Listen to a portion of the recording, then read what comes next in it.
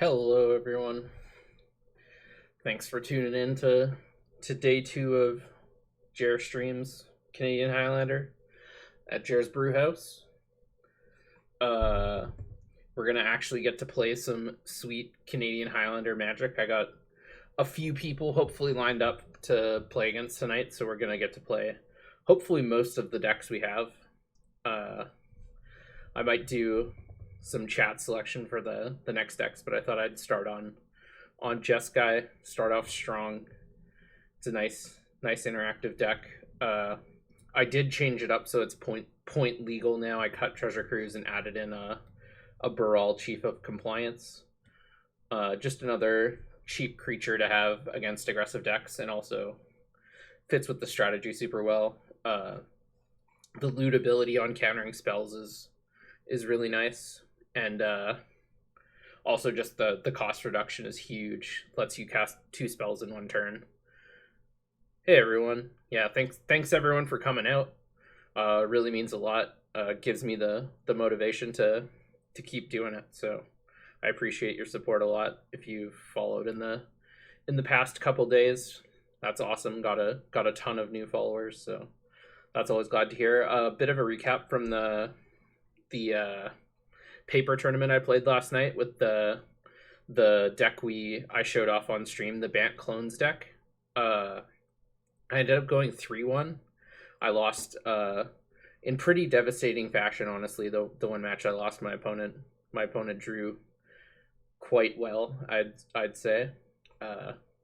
In one of the games I was on the draw, but my hand was gonna produce a true name on turns 2 through 6, and my opponent stopped that from happening and won the game. So that's the type of strength we're up against. But we got some good wins. We beat Ben on the Bug Pod deck he won with last week. So that's a really good win. Then we played against a really strong Grixis control player who was playing Grixis Time Vault this time around, and we were able to take that one as well. And then we beat Nathan on medium red as well. So we beat a lot of really strong opponents. So I'm gonna try to play the deck again and see where we get to. But I'm sort of cautiously optimistic still on how good that deck is. But it definitely exceeded expectations last night, and I'm gonna run it back on Thursday, I think. Yeah, so we're gonna start out with Jeskai. I'm just gonna send my opponent a message, so hopefully we're able to get going soon.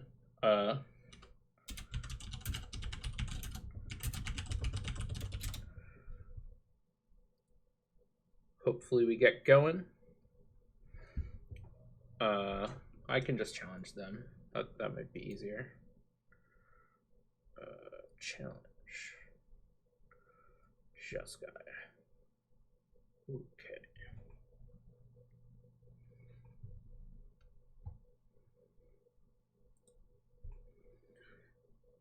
How many times am I going to cast Ancestral Recall? As many as possible. That is the correct number to cast that spell. This deck isn't quite as ham as some of the decks. We're not playing like Flood of Recollection or Mission Briefing or anything like that. We just have Jace, Torrential Gearhulk, and Snapcaster Mage to recur it. So just twice a game is maximum, but yeah, that's definitely what we're aiming for. Thanks for the follows, George 4HG and Timmy Tidal Wave. Really appreciate the follows. All right, excellent. We're in match. Got it going right away. Lost the die roll, and we're gonna have to mulligan this hand. No lands. Easy mulligan. Yeah, I think if you hit !deck, it takes you to a Stream Decker, and then you're able to download the deck in a text format.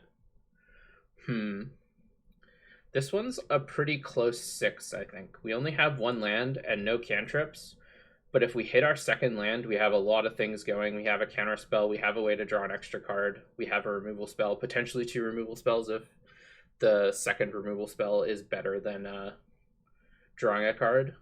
So I think I'm going to keep this rather than going to 5, and if we hit our third land, we have another counter spell and a really good threat. and I don't know what my opponent's on. So I think in the dark, I'm gonna keep this and just accept the risk that I may not draw a second land and may lose due to that. But I think that's better than going to 5 here in the dark. We play a pretty good number of lands in this deck, so I think our odds of seeing a land in 3 cards, because we have our scry in our first 2 draw steps. Yeah, perfect. So I'm gonna keep this on top. I would have liked to have seen a white land ideally, but second red land will be fine. And yeah, it looks like this Fire Ice is going to be exactly what we want. It is a little unfortunate that it's another land that comes into play on tapped, rather. So we're going to be a little slow out of the gates, but our hand looks like it's going to be pretty good to catch us back up. Yeah, so this Fire is just going to be a straight up 2-for-1. Going to be great. Untapped land here would be amazing. Oh, wow. And we hit it. And it turns on this land, too. I'm trying to think of if it's worthwhile to just cast this now, or if I just want to pass. I sort of think I'm okay with taking 4 more damage, so I'm just going to pass here in case they play something pre-combat that I really want to counter. And I think I'm actually just planning to take the 4 damage. And then fire in their end step if they don't do anything that I need to counter. Rule 4, Brewblock, I'm never lucky. Thraben Inspector. I do not need to counter this one. I'm going to let that one resolve for sure. They haven't shown us a 3rd land yet. Yeah, and they missed 3rd land, so now we're going to cast Fire, target 1 and 1. And now I think we're already just taking control of this game. This 1 damage a turn isn't going to be a near fast enough clock to get us down. They're down to 3 cards in hand. I'm going to even suspend this Ancestral Visions here and just get that going, because I think we're going to be able to delay the game long enough to get this off suspend. We have the counterspell for this turn. And they may just be resigned to cracking this clue here to try to hit their 3rd land if they have some stranded spells in hand. Awesome. I'm really glad to hear you say you're skipping VSL for my stream. That's some high praise. I really love watching the VSL, and I love watching some sweet Eternal Magic. So I'm gonna let this Imposing Sovereign resolve and just fire off the Abrade on it. I think the Abrade is lower value in general than the counterspell here. And now my in hand is entirely reactive, so I just get to sit on spells. Drawing the white land there is great. Oh, thanks, guys. I really appreciate it. Yeah, I'm really glad I get to stream Canlander. Just try to get it a bit more out there, and definitely happy that I'm going to get some gameplay in, so people get to see how awesome this format is. So see what they're able to produce. GT. That's definitely going to get countered. I actually think I'm going to use the Disallow here, because if I draw an untapped land next turn, it needs to be a blue land, but then I'm able to cast Vendilion Click and hold up Counterspell. Pact of Negation. That doesn't do a whole lot for us here, so we're just on passing the turn again. I'm not certain which list they're on. I don't know if Adam played Thraben Inspector or not. I know he has in the past, but so they exiled a Gideon ally of Zendikar. So yeah, it looks like they might have some more expensive spells stuck in their hand.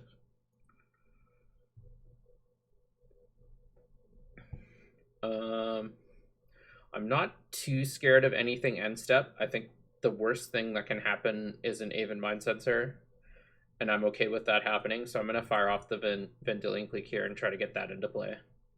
Because if they don't have anything here, we're just winning the race. I'm sort of hoping to see like an Armageddon and something else maybe.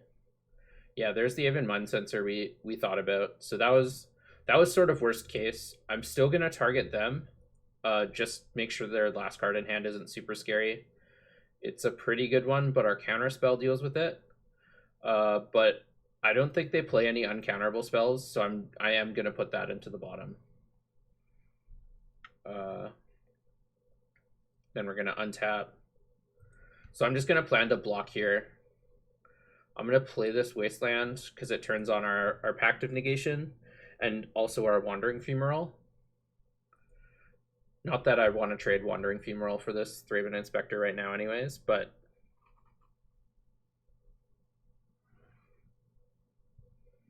Scrap Heap Scrounger, that's a difficult one to deal with. I guess Fumarole can deal with it, but that's annoying. So we're gonna block Aven Mind Sensor here. Just attacking with Thraben Inspector.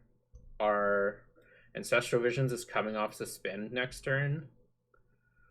I think I'm still okay just taking one here. I'll try to keep up with chat, but it's harder when I'm playing as opposed to just chatting. So I'll do my best to keep up with it. Awesome. If you have any decks on MTGO, feel free to add me. I'm the same name at JRH White. And I have a clan that I'm working on for Canadian Highlander players. So hopefully it gets easier to get some games in. Wow, drawing Torrential Gearhulk there was really nice. Gonna get our second white source in, and Force of Will is just great insulation. Our opponent is not going to be able to do anything basically for the rest of the game. Cracking the Clue makes sense.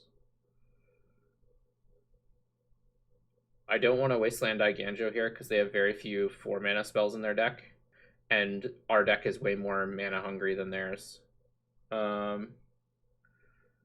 I think I am going to cast Torrential Gearhulk here because we have the 2 free counter spells if we need.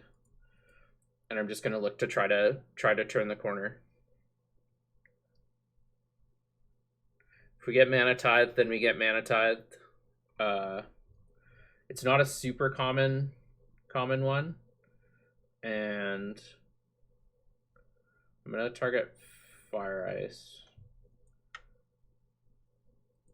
Oops. No! Oh, that was a misclick. Whoops. Oh well. Hopefully it won't cost us too badly. I've been playing more Arena than Magic Online these days, so we might make a few misclicks here and there, but hopefully they don't cost us too badly.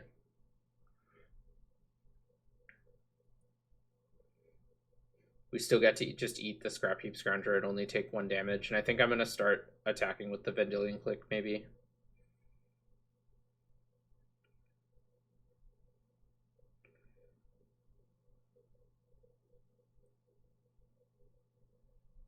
It's okay. I don't think that's going to cost us too badly. We're just drawing straight gas anyways, so that Ancestral Visions was really good to us. And now we just have more counter spells than they have cards in hand, which is exactly where you want to be. We're going to be able to play the Snapcaster Mage, hopefully actually cast our removal spell this time, and be able to trade for both of their creatures. They're just attacking with Aven Mind Sensor, so they're planning on blocking with Thraben Inspector. Can I win? Yeah, I think I can if they have nothing. If they have no creatures, then we can attack with Snapcaster Mage, Torrential Gearhulk, Vendilion Clique, and Wandering Fumarole. So I'm actually just going to take 2 here and hope to clear the way for our attack next turn.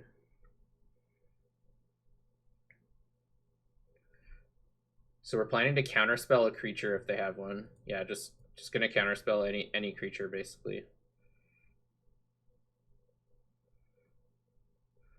Then we're gonna Snapcaster Mage.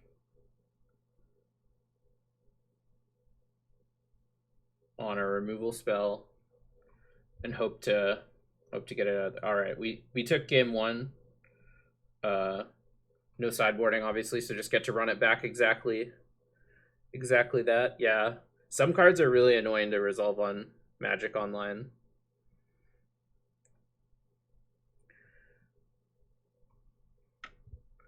I have a friend who really loves Siege Rhino too. He just got a custom license plate named by you.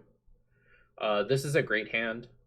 We're short a removal spell maybe, but Soulfire Grandmaster is a great card to see, and Impulse can hopefully try to find us a removal spell, and we have all access to all of our colors. Although getting blue or white mana might be a bit painful, so we'll look to pick up another blue or white source. But this hand just has everything, so we're not going to mulligan.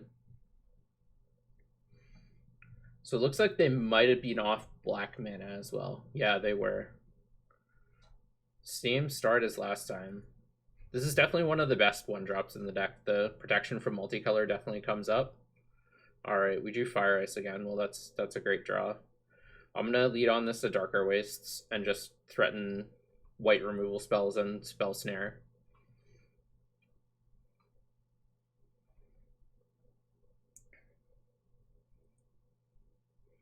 Yeah, I'm sorry, I didn't invest in the best version of all the Magic Online cards.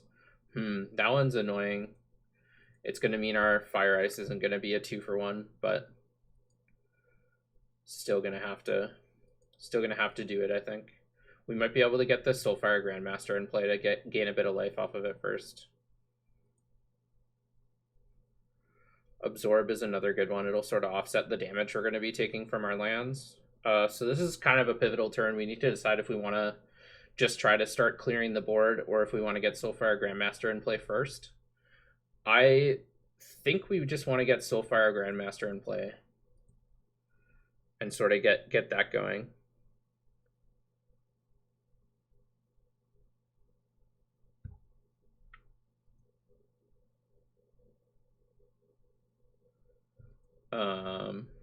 Yeah. I really like Soulfire Grandmaster in this deck. The potential to gain a lot of life is really huge. Oh wow, they didn't even attack. That's a little surprising. Maybe they don't have another creature to play, so it's just a bad attack in that case, because then I just basically get to fog it with an attack of my own. But I'm gonna get to remove it, which is big. Drawing the non-painful blue source was really nice there. Yeah, so I'm gonna get that into play first. Best card we're not playing. That's a tricky one. I think my favorite one that I've done on North 100 is Bramble Sovereign so far. That card's been a house for me. I really, really like it. Yeah, Soulfire Grandmaster with either Helix is gross. So we need to decide if we want to do something now, but I don't think there's any reason to do anything now. So we're gonna pass and sort of wait and see what happens. Play the waiting game. They didn't attack us with this last turn, so hopefully that continues. One thing we have to be really careful of is the Armageddons. I do not believe we want to block here, but this makes me believe they're going to try to put another creature into play. Hopefully it costs a lot of mana. So I'm sort of scared of a Restoration Angel here. I think I still just have to fire off this fire, though, and deal with the Restoration Angel if it comes down.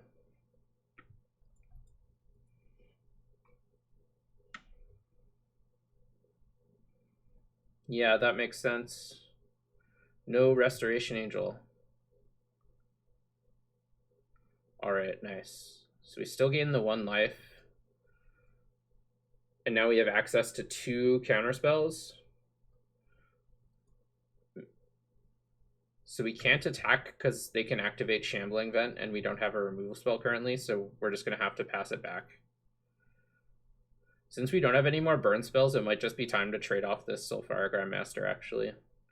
We don't have an excess of lands right now. Land tax. That's kind of a surprising one from the aggressive deck. So the reason you don't typically see cards like this in aggressive decks is because they don't further your game plan. Like, this deck's game plan is to like be aggressive, put creatures in play, and although this does help you ensure you're hitting your land drops, it's just a little too clunky for this format, and it enables your opponent to play around it. Like, I don't need to play another land if I don't need to. Like, my hand can perfectly operate off of 4 mana, so I'm able to play around this card if I want. And they essentially spent 1 mana turned off their Shambling Vent for a turn and put a card that might not doing anything in play. And sort of gives me license to do whatever I want this turn. So I'm deciding between Vendilion Click and Impulse, and I think I'm going to choose the Vendilion Click. Oh, right. I forgot how annoying filter lands were on Magic Online. Sorry. Got to do it this way.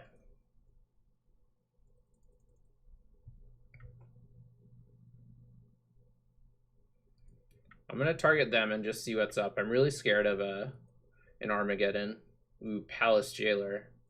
That's definitely going to the bottom. Don't want to have to deal with that. That's one of the best cards they can have against us.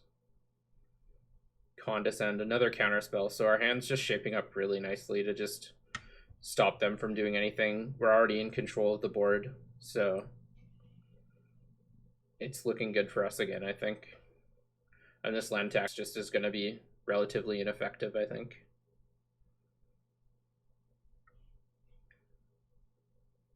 Tectonic Edge is interesting. So this doesn't actually take us off of any spells. I'm gonna float one because we might need it, but I don't see a reason to do anything too hasty. We can impulse for another land end step, because I can't remember if we saw did we see the Tectonic Edge? We didn't. So that was one of the two cards we didn't know about. So I'm going to cast the Impulse now. I should have left up a Spell Snare. That was a mistake. So although the Lightning Helix and the Cryptic Command are both really tempting, I think I'm just going to be disciplined and take the land here. I'm going to take Flooded Strand just because it's the better of the two fetch lands. But our hand is already good enough to win us the game against at least 3 lands from our opponent. And so one of the ways we lose is just drawing more spells that don't do anything. And taking the land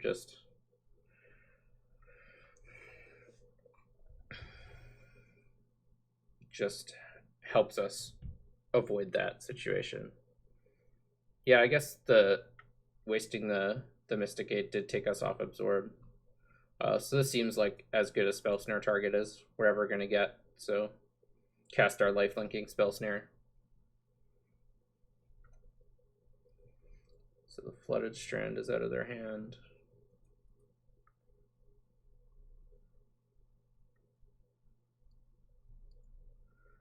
Just gonna fetch for a white-blue here. Get the irrigated farmland. We're not really in the business of cycling lands this game, I don't think. I'd take at least a few more.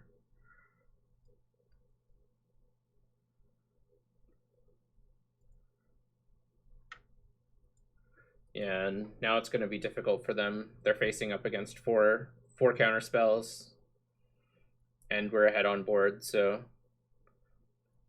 that land tax turn might have ended up being crucial because they could have deployed a Palace Jailer, and if we didn't have counter magic, they could have run away with the game there. As it turns out, we did have counter magic on that turn, but our opponent definitely got flooded on lands too, so it's a little unfortunate for them, but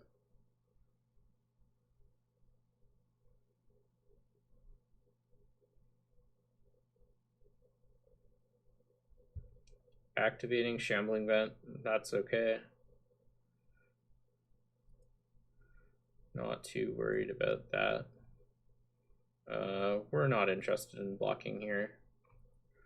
If they're gonna spend a bunch of their mana each turn doing that, we're all right with that scenario.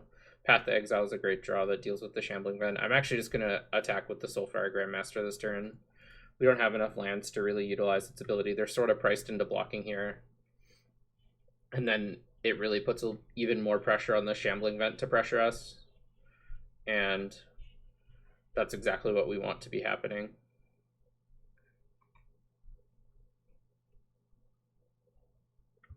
Yeah, activating again.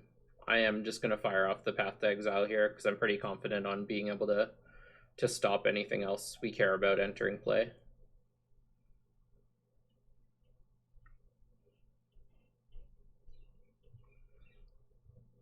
Yeah, we're looking very good on this one, I think. For Phyrexian Revoker, I'm just going to use Remand here. They're not able to recast it, so it seems like the best time for that.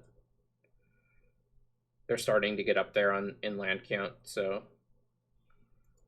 Remand's definitely going to be less useful. All right. So we found our 6th land to cast our Inferno Titan, which is almost certainly just going to end the game. So we're going to put it back. So we draw the Bloodstained Mire first. And so if we want to shuffle, we can, because we definitely don't want that 7th land, but we'll know that we have a Factor Fiction on top that could be useful. But my guess is it won't matter. We have access to 2 counter spells here.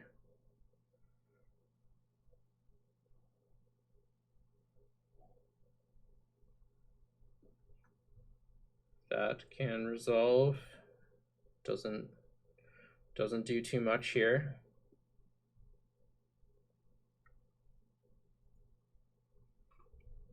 Wonder what our opponent will name. See if they're up on my deck list. Jace the Mind Sculptor, yeah, it's a good thing they didn't name Stoneforger or GT, because those ones are not in my deck. So we're just gonna get a red Shockland in tapped. No reason to take excess damage, so they had to discard to hand size because of the land tax. We're gonna attack them, and then I don't think they have any way to stop this Inferno Titan trigger. The reason we attack first is because they might not use a removal spell if they're not going to die to this Vendilion Clique. And they might not expect the burn.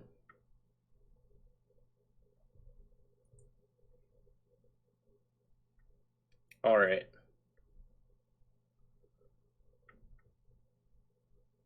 So I'm going to see if they want to play again. They said they had a few decks, I think, and I'm going to change decks. So out of the other 3 decks we have, is there a overwhelming favorite that you guys want to see? Either Bant, Blink, Scape Shift, or High Tide?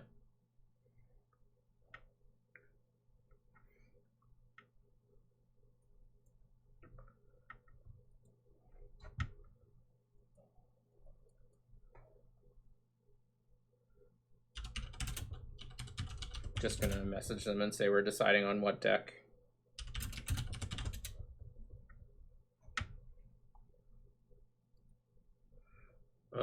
So we got Blink, Blink, High Tide, Scape Shift, High Tide, Blink, Blink, Blink. I think Blink and High Tide are tied, but I'm gonna go with Blink and play High Tide next.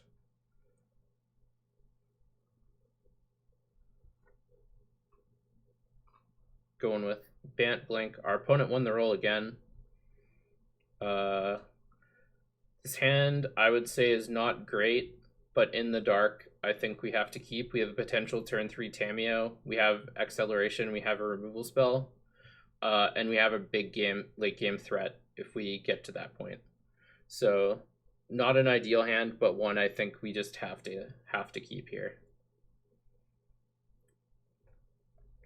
Because we don't know what our opponent's playing. They might be on a different deck, so yeah, they are. Serum Visions. My least favorite turn 1 play in all of Magic. I really dislike Serum Visions because I was lucky and I started with Eternal Magic basically. I learned how to play and then I got right into Legacy and Highlander. So I was just accustomed to playing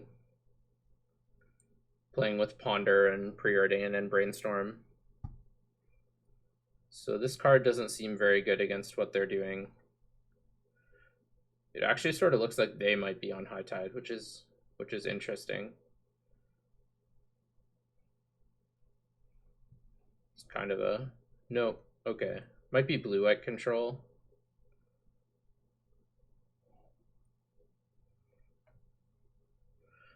So we're gonna sandbag this Gaia's Cradle until it becomes a bit more useful. I don't like jamming Tameo into 3 open mana, so we're just gonna end step to Selfless Squire and have an Essence Flux for it if it's needed, but it looks like they are not an aggressive deck at all. Yeah, so our hand didn't really pan out this time, so we'll see if we'll be able to maneuver it in such a way that it becomes good. I think we want a Hallowed Fountain here because we're going to have a bunch more green mana from the Cradle, hopefully. So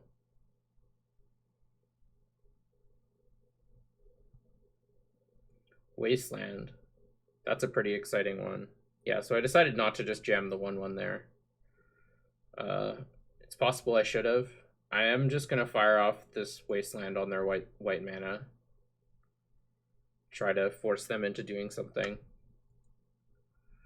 They didn't bite.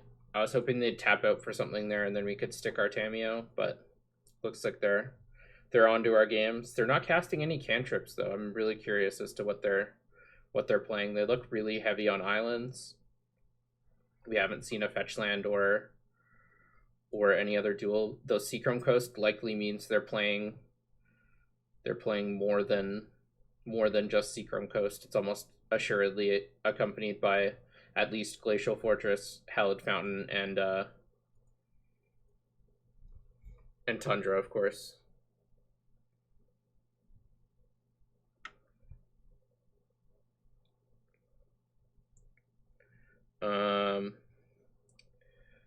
I don't think they're on High Tide, because High Tide you really don't want to play any lands that aren't islands. So I think we're going to jam Archon here, because I actually think it's worse than Tameo. Although maybe that's not true, because we don't have anything to uptick Tameo. So maybe we'll jam Tameo and hope that Archon is good enough.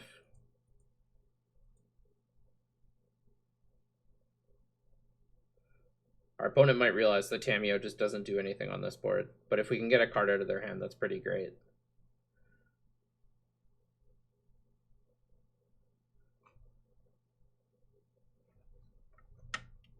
Prohibit. So it might be Seinfeld. That's another option. They could be splashing white in Seinfeld for some removal. Or they could also just be blue-white control. Like, I've played all these cards in blue-white control at some point or another. Would really like some action. That's a great draw. I think I'm going to lead on Archon once again and see what happens, because I think introducing the Monarchy into this game could just be lights out for our opponent. And I'm naming instant 100% if this resolves. Not Mystic Confluence. Not Mystic Confluence. It's Mystic Confluence. It's always Mystic Confluence every time. That's really bad for us. We cannot pay 3, and they got to draw 2 cards. We'll send a message and bash in for 0. Let them know what we're about.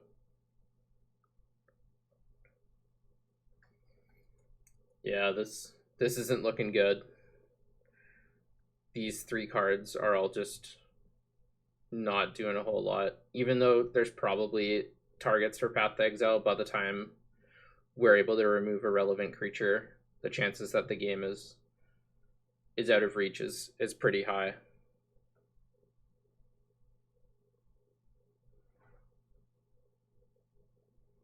Yeah, I think it's just blue-white control. That's my best guess here.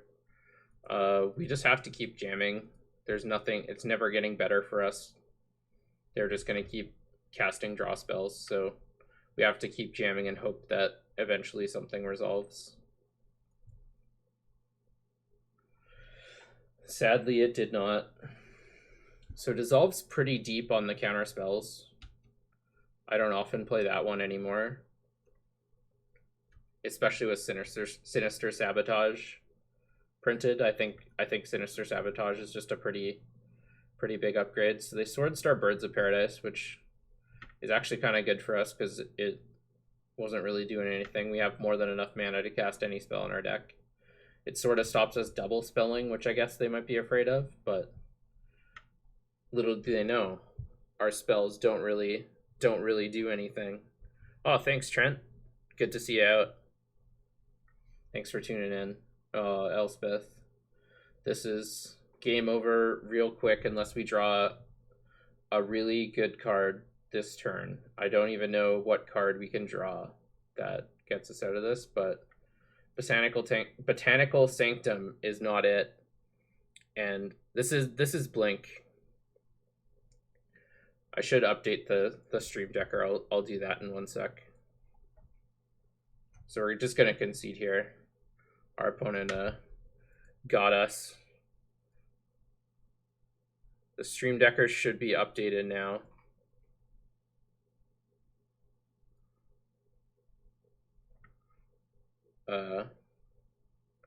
Yeah, so they got us pretty good this time, but we'll be able to mulligan for a better hand now that we know the matchup. They definitely blanked a couple of our cards there. We would like to play first. This hand is pretty great, I'd have to say.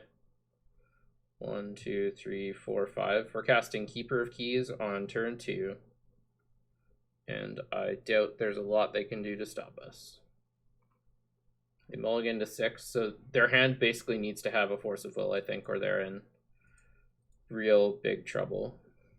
We want the Tropical Island and the Bird of Paradise. Just a nice, innocent-looking start. This card is so very good. If you're a local player and you're at the election yesterday, almost all of the potential counselors talked about raising Mana Crypt to 3. And so I wouldn't be surprised. Oh man, they had the swords and they fired it off right away. That's annoying. Good play by them though. If they let us untap, that would have been devastating for sure. This actually slows our hand down by a lot because now we don't have a creature to make Gaia's Cradle mana. So I'm just not even going to play this Mana Crypt out. Although keeping it in hand does open it up to counterspell, so it's sort of an interesting interesting decision here whether we want to play this out or not.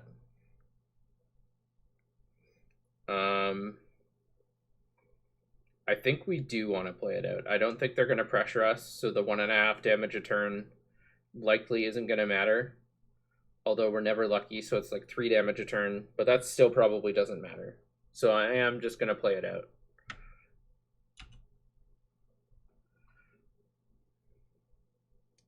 Yeah, sort of towards the end of last year, there were, man, we might just be getting got this one too.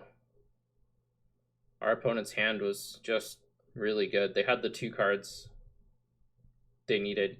Actually, if they didn't have the Swords to Plowshares, I don't even think Recall would have got him out of this one. Just introducing the Monarchy in this card is, I think, would have been good enough to get us that game. I'm gonna go heads. I won the flip. What a day. Always lucky. That's what they say. So we need to choose between Kitchen Finks and Coiling Oracle here. I'm going to go for Kitchen Finks because it plays around the spell snare they're potentially representing there. I really just want to get something in play. I think Coiling Oracle might have been a better play to try to hit either a second blue source or a white source, or just get a card further into our deck. And also the Kitchen Finks is a better clock, so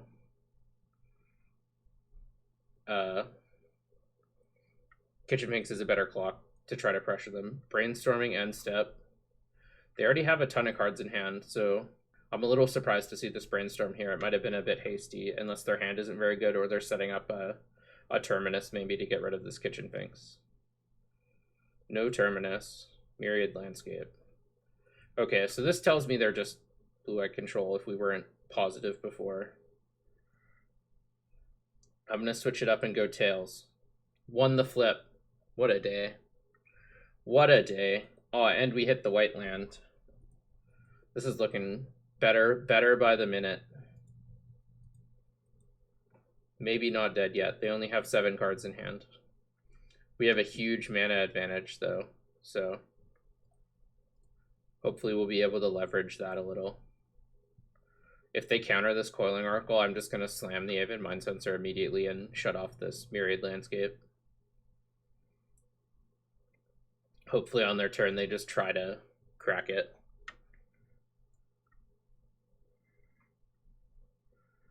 Ooh, Reflector Mage, not what we want to see in this matchup. Yeah, Trent.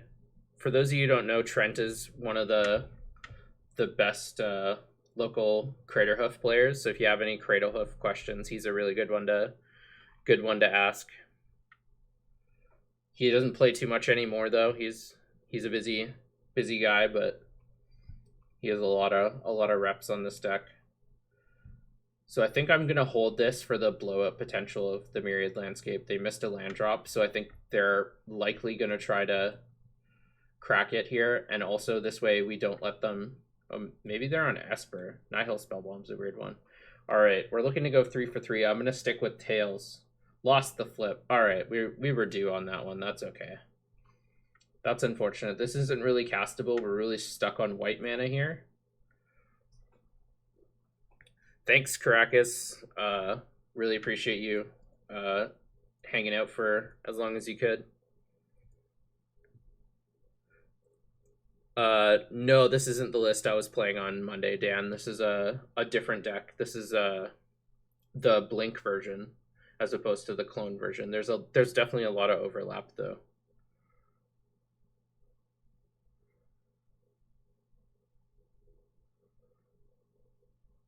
Yeah, so this is going to be a pretty big blowout, hopefully.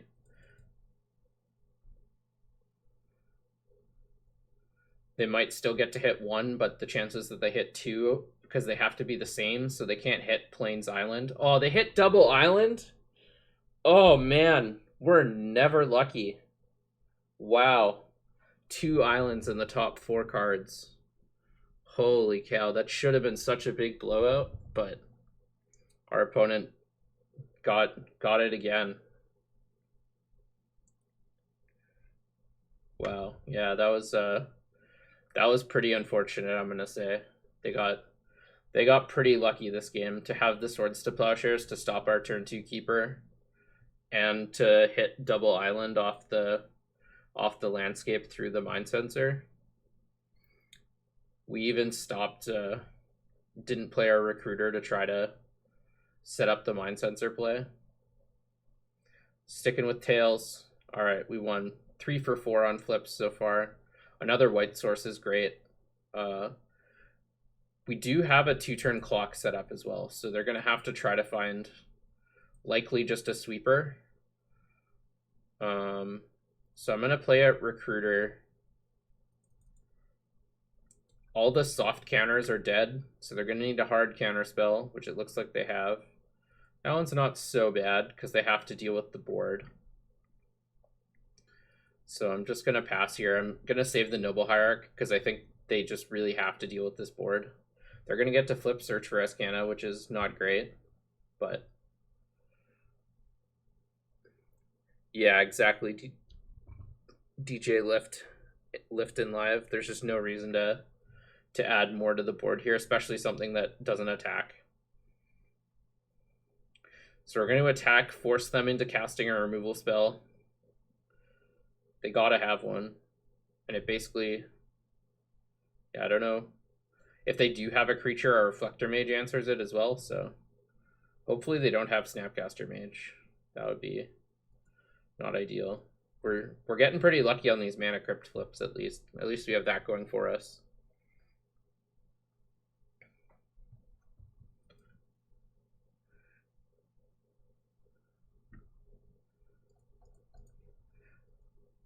Trent, have you tried Archon of Valor's Reach in Hoof? So no Path to Exile, so I'm just gonna I was just gonna split 5-0 there and let them have all the cards. Nice. So we somehow managed to get there that game, even though it seemed like everything went wrong that could have, but Mana Crypt still eventually got us there. a lot of free mana that game. That was a close one. This is the card I'm curious if you run, Trent, and if you. I know you haven't played green white very much, but I know you've thought about it, and it's a card that I think the green white hoof build should be running. I think it's really good against combo, and it's sort of the green white version of Rurik Thar in my opinion, and it's got great stats. Flying, Vigilance, Trample, 5/6s. Definitely where it's at. I'll try to catch up with chat here for a bit while we're in sideboarding.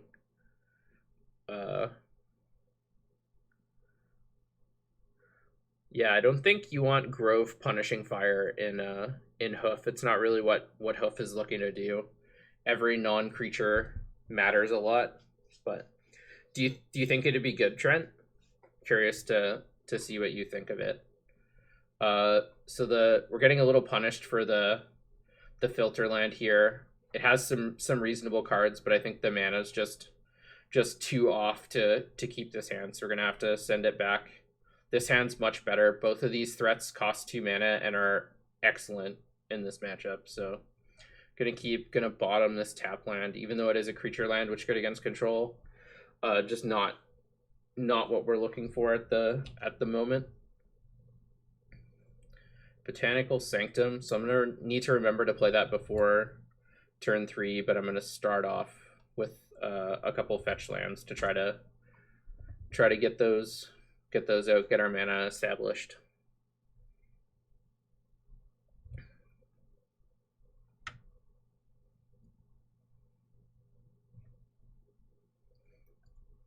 Just gonna fetch here. They could have Shadow of Doubt, but that card hasn't seen too much play recently, and we have another fetch land and a Stoneforge, so that card's gonna get us basically no matter what. So we're definitely gonna run out one of these 2/2 drops. I don't think it's worth waiting until turn 4 here. I think I'm gonna start on Voice, because it's just a must counter for them. Force Spike, oof. That's kind of an unusual one for control, because the games often go really late, and it can just be a dead draw in the late game. Like if they had that against us last game, it just wouldn't have done anything, because we had so much mana because of our mana crypt, and we were stuck on white mana, so we often had excess of the other colors. Nice, they're able to 2-drop Prairie Stream there. I really like the inclusion of that in their deck. It looks like they're really heavy on basic lands. So we drew Wall of Roots, so I'm definitely going to run that out first. I'm not playing the fetch land here because there's a chance they could have Aven Mind Sensor. That resolved right away. I wonder if it's worthwhile playing Stoneforge Mystic here, or if we should try to sandbag it. So the advantages of sandbagging it are, if it resolves and they plan to remove it, we'll have momentary blink up for it next turn. We could play around Mana Leak and Miscalc next turn, and Condescend. Alright, I think I've talked myself into sandbagging it. I think we can get around enough things that it'll be good. And this Court of Calling will be good with the Wall of Roots we have. Yeah, so this is one of the cards we were playing around, and we got super rewarded for it.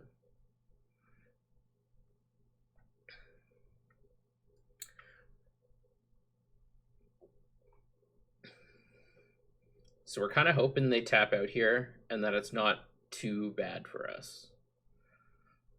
Like, can't think of anything they tap out that wouldn't be too bad, but we'll see. So they're fetching. Wonder if they'll get a Plains. It looks like they could be a back to basics deck, so that's something we should be aware of as well. Maybe this should be getting basic Plains here. Try to lessen that blow.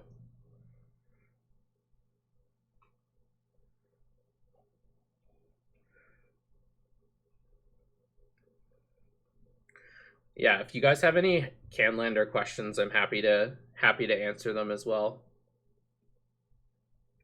Try to keep up with the chat as much as possible. I'll catch up on some of the follows that I missed while our opponent's searching here. Looks like they're taking a little while. So Katie Danger 518, thanks for following. Artress of Mist, TR Brutality, The Deke, Eosby, and Brantiano Trent. Thanks for the follows, everyone. Really appreciate it.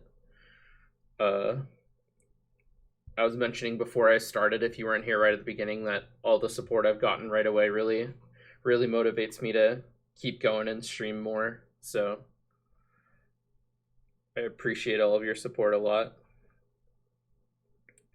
How does Doomsday change now that you can play Demonic Tutor and Black Lotus? That's an interesting question. I haven't thought about it too much. The deck definitely gets a lot better. You lose a concentration of tutors, but you can play the transmutes for DT. DNT versus Medium Red is definitely a worse matchup for DNT than it is versus Red deck wins, because the Medium Red deck goes over the top with a lot of dragons and a lot of go wide threats that the DNT deck isn't very good at dealing with. Like, I think the Medium Red's proactive plan is better than DNT's proactive plan on average. So I actually think it's an unfavored matchup for DNT, whereas the lower to the ground mono red decks is a favored matchup for DNT. Favored prime speaker of pod build yet? I think the bug pod deck that Ben was playing is probably the best one I've seen so far. Both Pat Pod fame and Ben were working on that deck, and that one looks like the best to me. But I really like this clone deck I played on Monday, actually, and Prime Speaker did some good work in that deck. I've always been a little more interested in doing things that are maybe more fun and wacky than necessarily good, but I'm able to distinguish the two most of the time, at least. So I think for best build, it's the bug one, or even just sliding it into regular old Pat Pod. But I think for most fun I've had, it's been the Bant clones deck I played on Monday. Question for folks. Oh no, my opponent disconnected.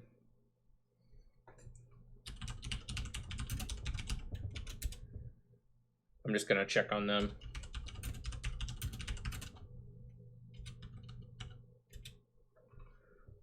See if they respond on a different platform. But we can at least talk while they're waiting. They have a lot of time left on their clock, so hopefully they're able to reconnect in time to finish out the game. How many spells in your deck before you can run thing in the ice?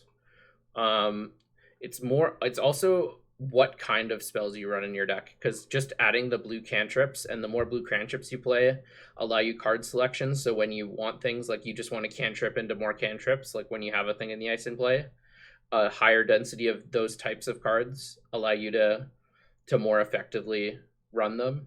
So, but I would say 20 to 25 is probably the number where I'd want to be at before I was thinking of including something like Thing in the Ice.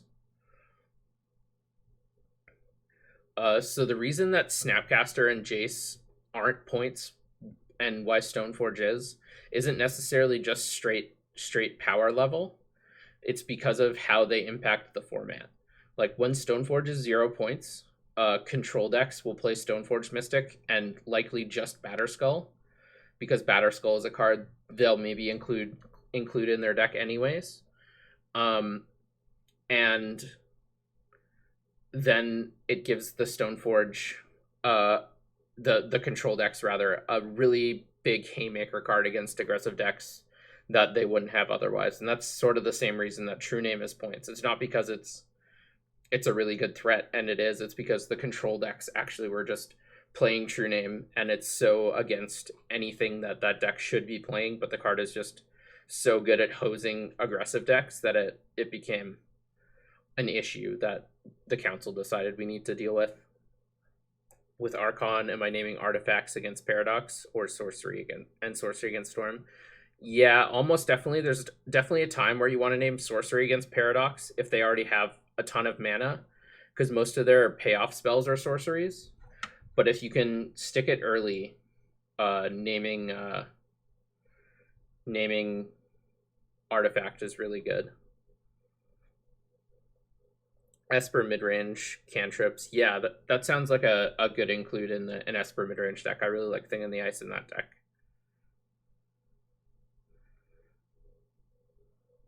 Blue Moon still running platinum. Some lists are, some lists aren't. It just depends on preference, really, at this point, I think. So we're gonna try to run out Stoneforge this turn. Now that we can play around Mana Leak and a couple more things, make them have a hard counter spell. Ooh, it resolves. That's good. Yes, we would like to use the ability. We're gonna go get the Sword of Fire and Ice, and we are gonna pass. So that resolving is really good news for us. I kind of hope they try to remove it. We can also cord for 2 here if we need to. Something we should keep in mind.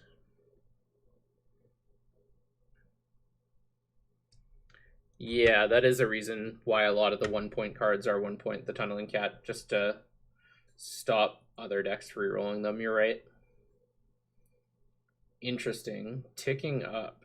I think we do want to cord for 2 here. I think we might be able to kill this Teferi.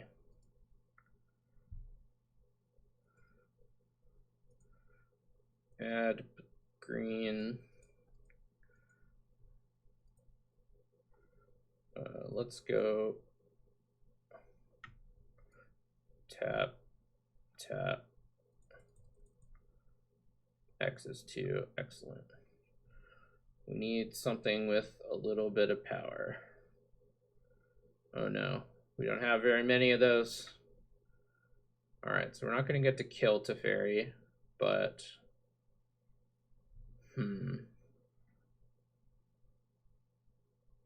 I really thought I had Scavenging Ooze in this deck. That's my mistake. I don't know my deck as well as I thought I might have.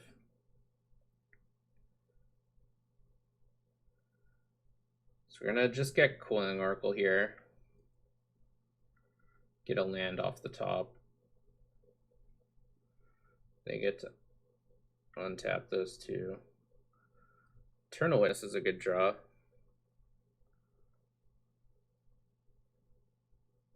Any recommendations? Your Legacy, D&T, Burn, and Death Shadow. There's a really cool 4-color Death Shadow kind of like tempo mid-range deck that I think is really cool. And you'll likely have a bunch of the pieces for.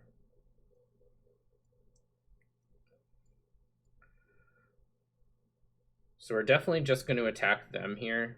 We're losing 1 point of damage on Teferi because we're going to use the sword trigger to deal 2 to the Teferi. But that does mean we're going to get to draw a card, which I think is worth the 1. Oops. Oh no, we messed up. More misclicks. That was my bad again. That's unfortunate. That wasn't even Moto being bad. That was just me brain farting.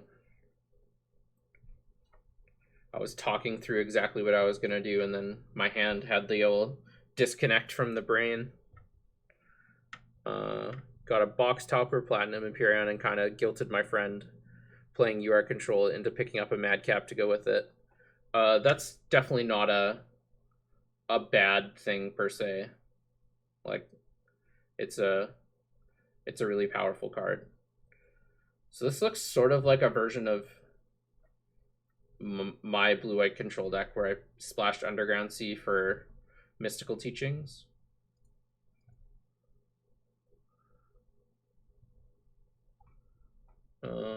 Let's just get a... I'm going to get a Savannah. I think we want maybe more green mana here. So we're not out of this game, but it's definitely looking worse now that Teferi is at 2 more loyalty than it probably should be. Didn't want to land there either.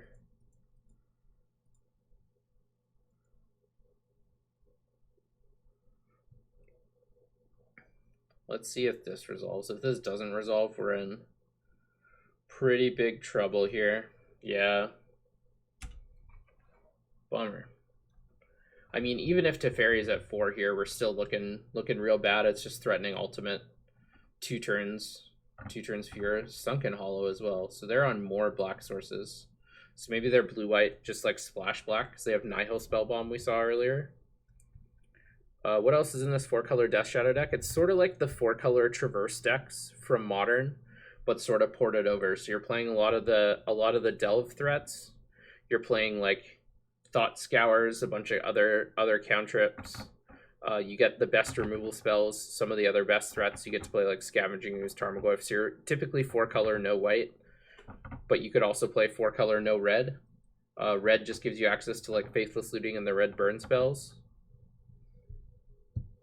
Pat, I'm playing.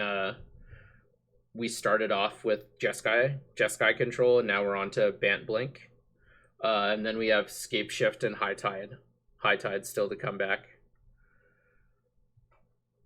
Good to see some local players bantering out in the chat. Does the council still have Mind Twist in discussion? Yeah, Mind Twist does get discussed to go down every now and again, but I think I'm pretty happy with it at one point currently. It's been seeing a bunch of competitive play, and I think that sort of makes it is one reason not to lower it. Also, just the fact that basically every deck then gets to play Mind Twist kind of is another discouraging factor in unpointing it or lowering it even. Path to Exile. Alright, we're scooping it up. We lost this one. We won game 2 somehow, even though everything sort of went wrong. Alright, Pat's pumped for Shift. Alright, I'm just going to thank my opponent for the games.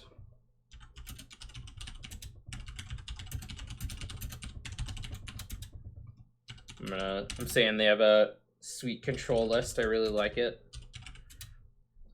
And then I'm going to message the next person in line.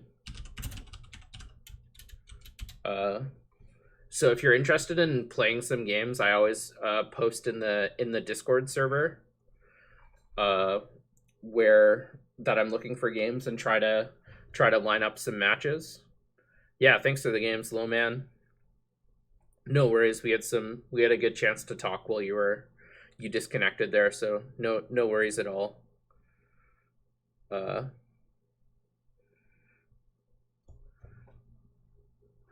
Yeah, Mind Twist has been a sort of contentious factor for a while now.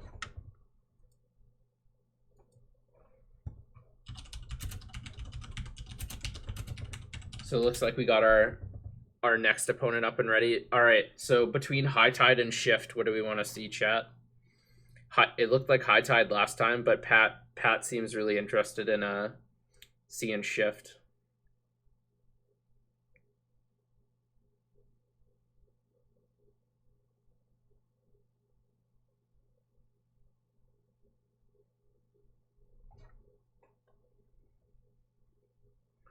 Shift, High Tide easy, Shift,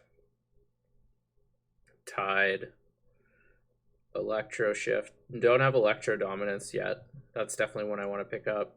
Trenton also says Shift. Some more Shift. Curious to see other Tide decks. Shift.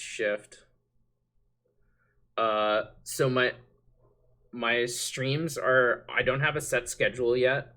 I'm looking to set them up by the end of the month. I'm just on reading week right now, so it's gonna be a little sporadic. This week is an anomaly for me because my partner's away and I'm on reading week, so I have almost no commitments.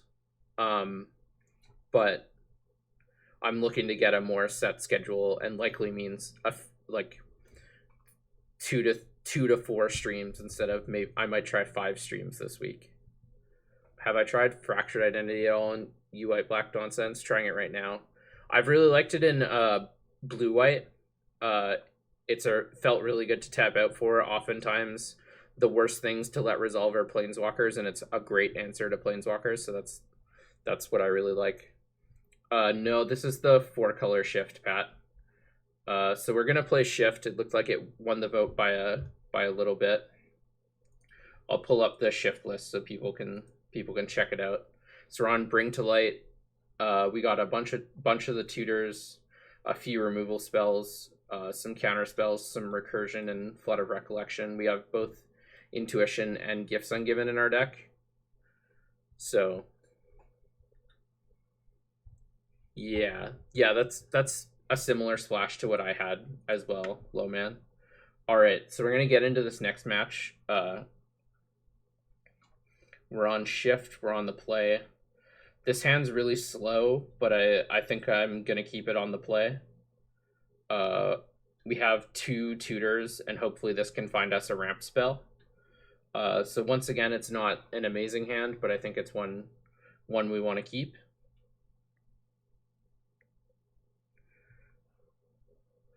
Thanks for coming to the stream, TR Brutality. Thanks for hanging out.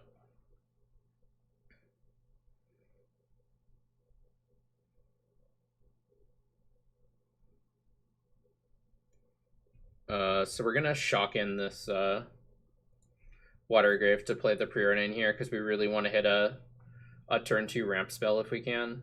Ooh, man. I don't think we can bottom these cards either. Yep, those are staying on top. I'm gonna put Demonic Tutor below Jace, so if we get hand attacked, they don't get to see the Demonic Tutor. Yeah, that was a spicy preordain.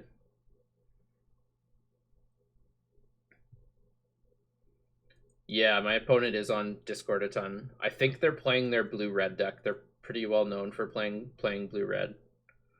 I'm just gonna jam out Jace here. Try to figure out more what we need before we start firing off tutors.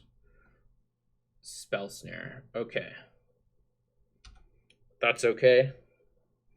We didn't really need that Jace anyways. So if they don't do anything, or if they tap out to play a creature, I'm going to fire off Demonic Tutor for Sky Shroud Claim, I think. Alright, we're playing Tyros Tracker. Just keep making them have it. Eventually they'll run out of counter spells, and we'll be able to jam these tutors. I'm okay playing Tireless Tracker again next turn. That's not a worry to me, so... yeah, if anyone's able to link the Discord, that would be great. I'm not able to super easily right now. Pat, maybe if you could fire off a link to the Discord if you're able to, that would be really helpful. In what ways, gameplay-wise, does this vary from the modern deck? So the modern deck is much more linear, and this deck has to interact a bit more. And so you're just less likely to have a turn 2 ramp spell, and so you're forced to interact a bit more. While Spicy, they thought scoured me to get rid of the Tireless Tracker. That's a really sneaky play. Wow. Didn't see that coming. That was really cool.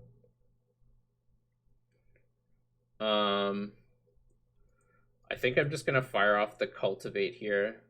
If they want to counter this, they can counter it. We're just gonna run them out of things eventually. And the rest of our hand is just loaded, so.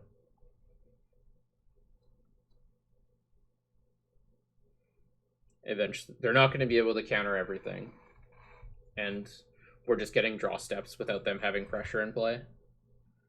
So. Just going to play this in tapped. Oh, man.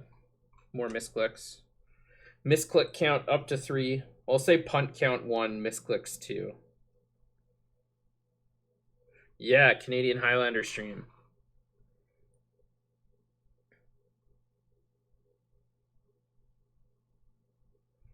Maybe that was a line, Pat, is end step gifts for Cultivate. I'm not certain. Because gifts can just get me lands or whatever else I need, but maybe Maybe you're right. Maybe Gifts was just better there, or worse than Cultivate.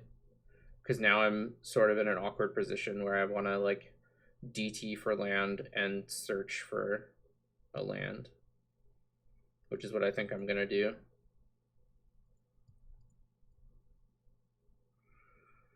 We are going to cast.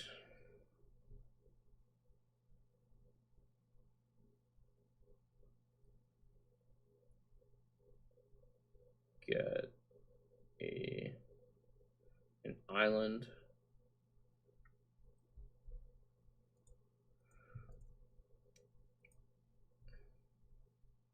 I'm actually just going to Demonic Tutor for a land here.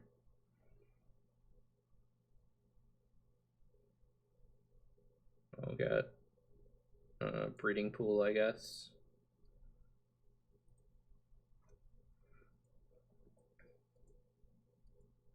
And so if we draw a land, we're not quite threatening to win the game next turn because they haven't taken any damage yet, but we're threatening to win in 2 turns.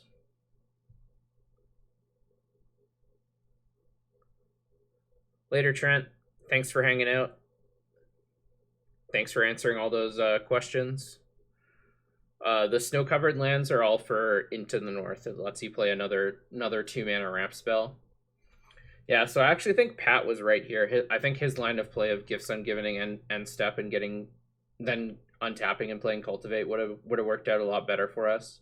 Because now we're under a bunch of pressure, and I'm not sure we're going to be able to get there in time, really.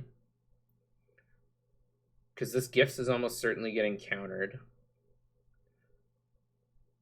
I'm trying to think of what our best line to victory is, because if they just have a few burn spells, we're probably dead.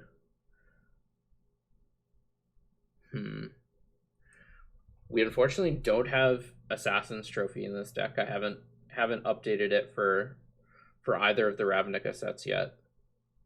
So maybe we want to stop at our own end step. So I just have Abrupt Decay to go get, which unfortunately doesn't deal with this Crackling Drake. Thanks for the Discord link, Pat.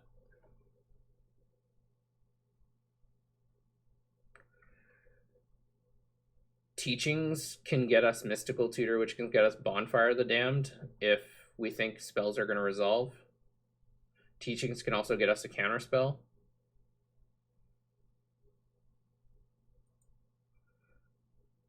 Any of these tutors can also go get us Madcap, which might be what we need to do. So we need to decide if we're okay taking 7. I think we are, because we can Teachings for a counter spell if need be. And then we can untap and Dark Petition for Madcap and hope that gives us enough time to live. Any cards from Guilds that you've discussed on the sec review changed in my evaluation? I don't think yet, but yeah, Mystical for Force and Hope to Draw Land only does 18, you're right. I think I'm gonna Mystical for Force and try, or Pact of Negation, and try to get a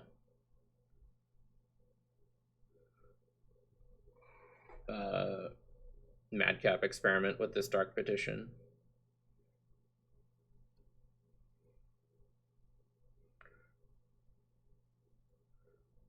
Alright, so I think Force of Will it is, because we don't have, oh no, we do have Pact. So I think I'm going to get Pact, because I think I'd rather keep this Gifts Given in hand and hope that they aren't able to answer the Platinum Empyrean, because it's usually pretty difficult for red-blue decks to answer it outside of almost exactly a Braid or Fiery Confluence. So we're going to play this land, because there's not really a reason not to.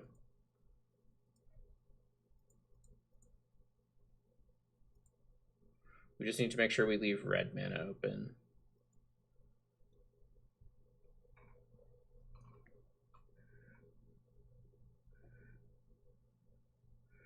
Yeah, maybe that's a good point, Tunneling Cat. Pact is dangerous for a Blood Moon. But yeah, Pat does make a point that we're probably just dead to the Blood Moon anyways, so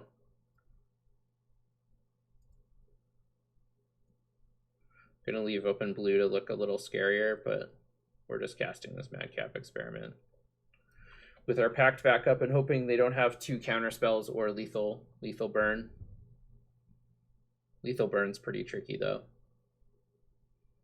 They might have 2 counter spells though. Nice, Pat. I'm glad you liked the line. I think it's one of the only ones that lets us live. All right, so I'm gonna let this resolve because I really want them to tap out. They're likely getting mana leak, I think. I don't think I like memory lapsing here, but they essentially do the same thing. Yeah, you're right. Fire Blast is another card that kills us, but in a deck that plays a few basic islands, it seems unlikely to me that they're playing Fire Blast. Oh no, that's not the right name. So I assume they're going to respond to this. I didn't see what they targeted. Mana leak. Yeah, we're going to respond with the Pact of Negation and hope this works. We're beating days. All right, nice. It looked like it's working. So now we need to dodge a Braid. It's so much nicer doing this on Magic Online than in paper. One of the most tedious things is trying to resolve Madcap Experiment in paper. Hey, Blizzard support. What build of Cradlehoof is good for someone new to Canlander? I think Cradlehoof is a pretty good linear deck, and any build you sort of like is pretty reasonable. You'll need to figure out what the common tutors turn. We're getting turned. Cool, that's rough. All right, we're dead to that one. That's a nice tech card from our opponent. I bet they've lost to Platinum Empyrean a bunch before, and that's probably an inclusion for that. Nice play by them. Although I did think finding that line was pretty good. I think it put us in a pretty reasonable chance to win that game. So sorry, getting back to what build of Cradlehoof is good for a newer player. I'd think that whichever build you like, and then just practicing as much as you can and trying to figure out what to get with all the tutors is the most difficult part of that deck. Otherwise, you're just looking to follow the game plan of get a lot of mana, cast a big thing.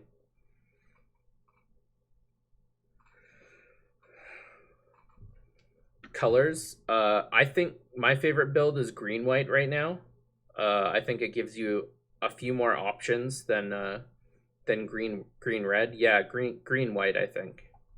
So I got a few more followers since last time. Zacharyism, thanks for the follow. Satori, Bear Puncher, and Little Fancy, thanks for the follows. So we're gonna submit for game 2.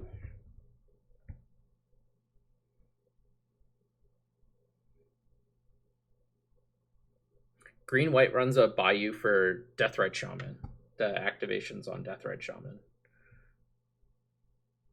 Yeah, copying a list is usually a good idea, and then it'll give you some questions as to why the cards are in the deck, and that's usually one of the best ways to learn. So we're going to keep this hand. We have a counter spell, a tutor, and a ramp spell. Basically everything we're looking for. If we draw a couple more lands, we're going to cycle this Sheltered Thicket. I'm going to lead on Smoldering Marsh and plan to fetch for a tropical island. So it looks like our opponent mulliganed to 5. That's pretty unfortunate. But they kept on top with their scry, so probably at least one relevant card in their hand. That's a good way to unmulligan. They drew the recall. Wonder if that was the one they kept on top. So it's now as though they kept 7 cards.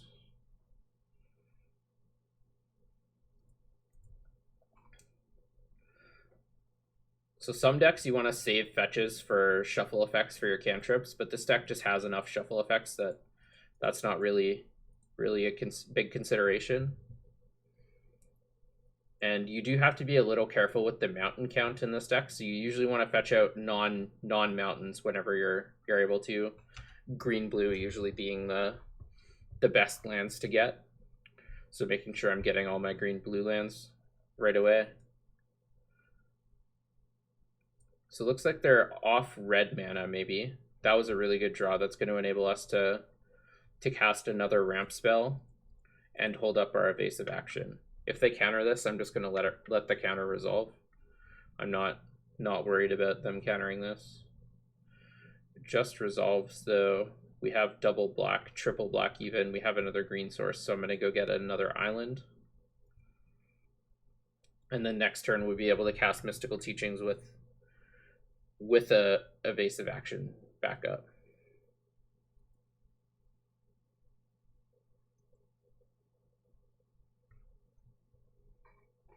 Yeah, black really isn't necessary for the deck. I don't even think Deathrite Shaman is absolutely necessary for the deck. So Courser of Krufix is really good against an aggressive deck like them. So I'm gonna fire this off, and hopefully they don't have the double counter spell. Although they have 7 cards still, so that's entirely likely. Pact of Negation, that's a good one to see. Just gonna fire this in tapped. So it's possible they just have no counter magic in hand, which is kind of exciting, an exciting place to be. I'm trying to think if we can. So we're not winning next turn because we're going up to 7 lands, but the turn after we might be able to win. Actually, playing the Overgrown Tomb there might have been a mistake. I think I maybe should have played the Sheltered Thicket in case I wanted access to all 7 of my mana next turn.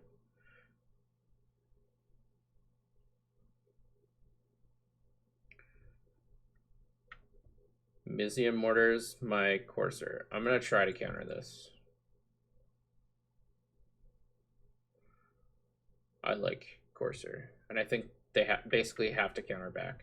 Or, like, I'm happy either way. Honestly, if they tap out to counter it, it gives me a free Mystical Teachings turn.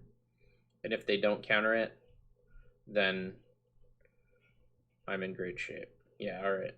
That's fine. So I have to think of what I'm in a Teachings for here. And their Thought Scouring targeting me. Interesting.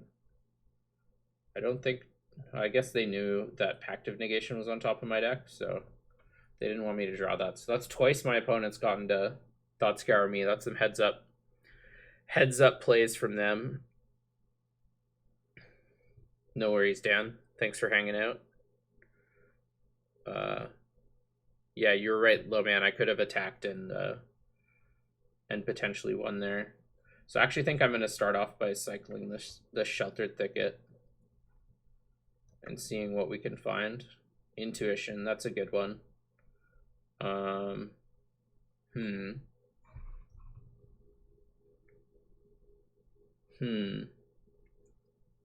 think I'm gonna Intuition and put Scape Shift in my hand right now. I think that's the... I can't necessarily put it in my hand right now. So if I can't put it in my hand right now, what's the best thing for me to do? Because if they untap, they're likely to have some more counter magic. I think I'm going to Intuition and see if they give me the option to put it into my hand. My plan is to get Flood of Recollection, Regrowth, and Scape Shift. Pat liked taking a few draw steps. I like taking this opportunity to try to make something happen. I could also just get some value cards. Like I could get something like Regrowth, Scape Shift, and Search for Escanta. And if they let me have the Search for Escanta, I can plan to bury them with Search for Escanta and find a way to regrow Scape Shift with the Mystical Teachings. Yeah, that's why I'm not able to put it into my hand this turn, because if they look at my mana and notice that I don't have blue open, they'll give me the Flood and it's unable to be cast. So I don't hate the line of getting Regrowth, Scape Shift, and and search for Escanta, because I think they're pretty likely to give me search for Escanta, and if not, I get Scape Shift. And I think either way, I'm happy there. So I think that's what I'm gonna do, because I think their deck is likely very bad at dealing with search for Escanta.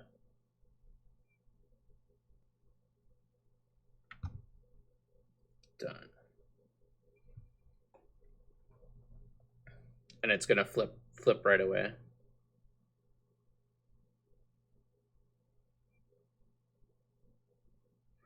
Just because I'm worried about them having multiple counter spells, low man. That's what I'm worried about. So I'm hoping this search for Escanta can get me multiple counter spells to fight the potential multiple counter spells they're gonna have.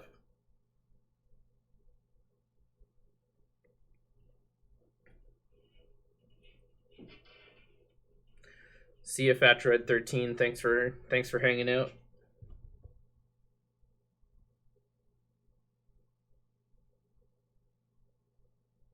Yeah, that's what I'm thinking. Getting a Snapcaster. So it looks like they're rebuying Recall here with their mission briefing.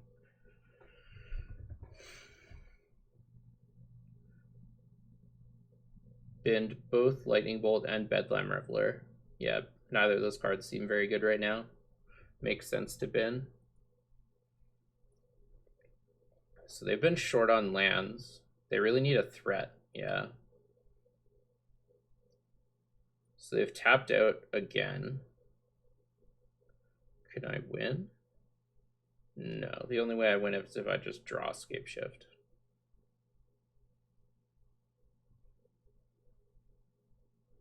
Flooded Grove, put it in the market yard. Yes. Wait. Yes. Maybe I should have Mystical Teachings for... Oh no, that doesn't work. Yeah, I wasn't winning this turn. By you. That's not a great one.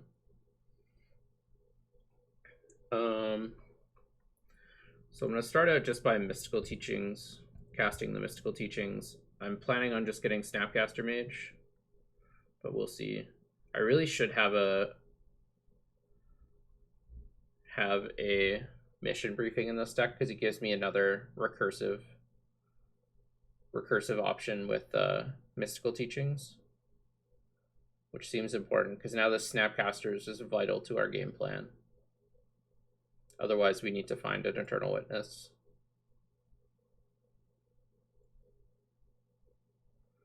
So we're just going to get Snapcaster with Teachings and pass.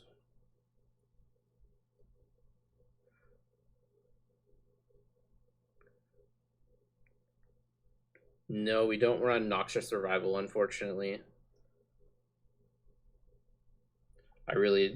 I'm sure you can appreciate this, Pat, but I really just don't like that card.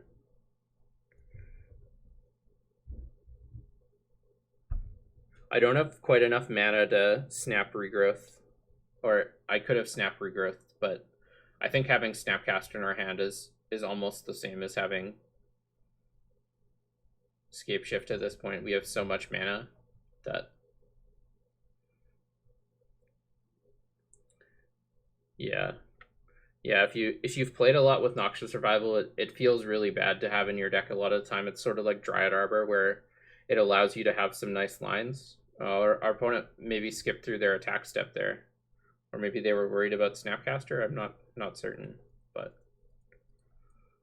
I wasn't doing anything with the Snapcaster, let me tell you. Yeah. Maybe you're right, Pat. Well, I'm definitely taking this Mystical Tutor and casting it. And I hope they counter it. They do not. Snap resolves. Well, we're getting Pact of Negation for sure. Oh, that's in our graveyard, right? Yeah, they milled it earlier. That's a bummer. So I guess we're just getting Counter Flux, maybe. Is Counter Flux better than just Counterspell? No, probably just Counterspell's better. Gotta think. Or we could get an Abrupt Decay and kill their threat. Maybe that gives us more turns. They didn't attack last turn, though. We have so much time. I'm just going to get Counterspell.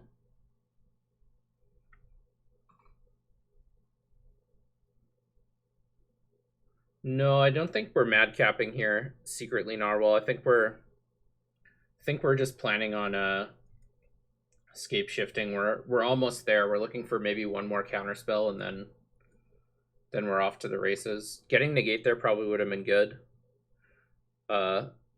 Last go the king. Thanks for hanging out in the late night stream. Really appreciate it. Yeah. Thanks for chatting.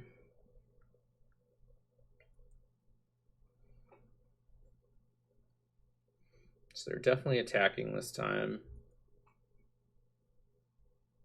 Just for 3. Looks like maybe things. No things. Just for 3. So we got time, so this search for Azcanta might pay off.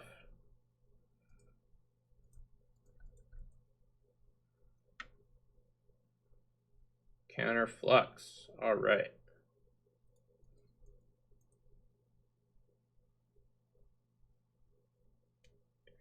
Yeah, we do need 1 or 2 more lands, but it looks like we might get time for that. So they're stopping in our upkeep. That's kind of weird.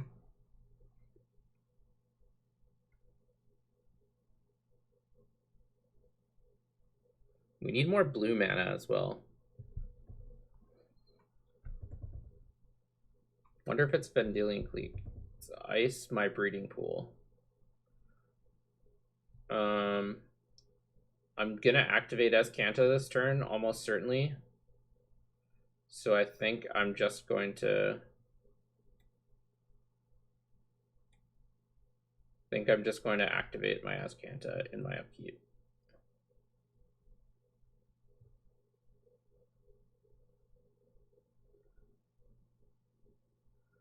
I'll take the Ponder. Yeah, maybe flashing back teachings would have been another reasonable line there, Pat. You're right.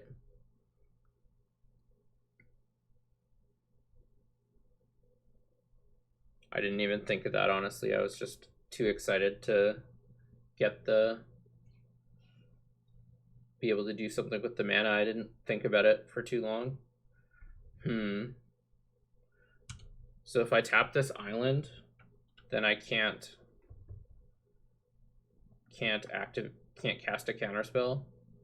Do I think it's worth it to pay 6 life to try to kill this reader? Maybe I'm paying 7. I think so. Yeah, you're right. We may need to worry. They're only on 1 red source though. So I think I'm just paying 7 here. It might be a little crazy, but yeah, they do have infinite cards.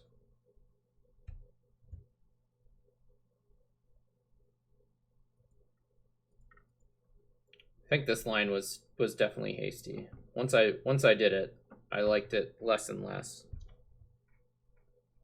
This line was not good. Ill-advised, I'd say. Although I do like my counterspell art better. Maybe the 1 battle we're winning this match. Oh wow, that worked. Does this also work? Or is this getting countered now? Nope, this is getting countered. Oh, stagger shock. That's okay. We paid the 7. This is why we paid 7, in case there was a burn spell. Alright, so they need 6 more points of burn. I like the arena counterspell art the best.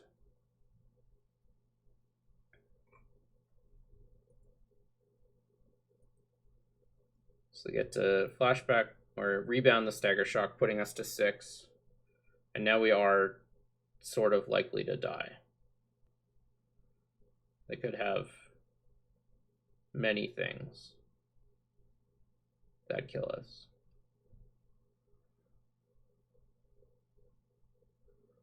Not on arena, it's an arena promo, it's called. They're flooding back counterspell. Well, that's just great for us. Flooding back counterspell is exactly what we want to see. Soul Scar Mage is less what we want to see, but this is okay. Upkeep effects again. More blue mana is good. Alright. How much mana do we have? 1, 2, 3, 4, 5, 6, 9, 10.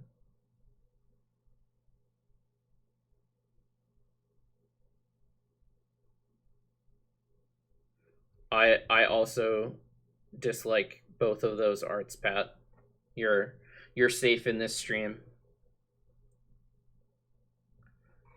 I could go for it if I think they only have one counterspell. You're right. What do we think of going for it? So it takes 6 mana, one of which is blue. So we can ponder first if we want to as well. I'd like to think we have one more turn. So I don't think I like going for it. I think I'm going to start with a ponder either way. Cryptic Command. And then some lands. I don't really like those cards, honestly. Shuffle. Yes, please. Don't like that card either, honestly. But, alright. So I think our plan is to use this counterflux if they try to kill us. And then, if not, we're going to try to flash back this Mystical Teachings. For a negate. And then Pillar of Flame me. Okay.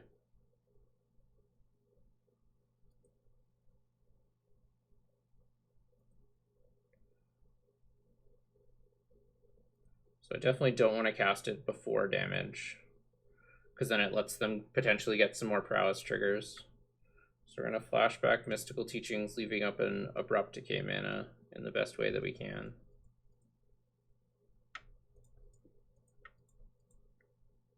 Looks something like this, maybe.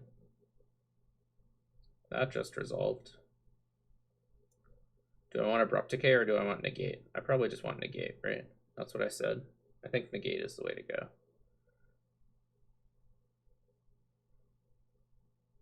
Because then we have blue, blue, red. Oh man, this is too hard. Dark Petition. That doesn't do anything we want. So I don't think they're playing Gutshot, so I'm gonna fetch and just get a forest probably, because all the rest are mountains, which is not what we want. Then we're gonna float a bunch of mana, because this is it. This is the turn.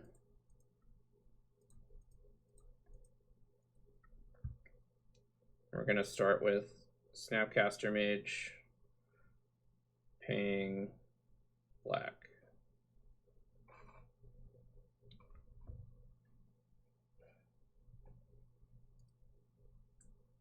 Target, Scape Shift.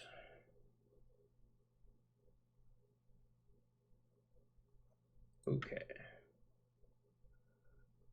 Man, I haven't even noticed our clock is super low too. That's unfortunate.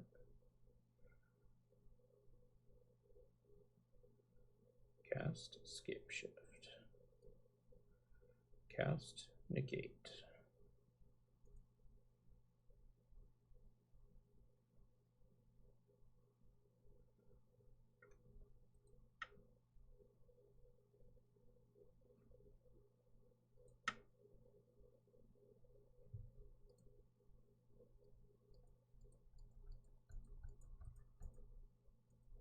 So we've won at this point. We just need to click on a bunch of mountains and develop it. That one, that one, that one, that one, that one. That one, that one, that one, that one. And sure. I don't think I'm missing any forests, am I? Or mountains. We're a little down on time, so I sort of wish they'd concede, but all right, nice, thank you. All right. Well, we eventually got there. I'm going to need to play a little faster, so I'm going to look at chat a little less for this game, but that was a tight one for sure. This hand's really good. We're on the draw though, so we could get potentially run over, but really like the look of this hand.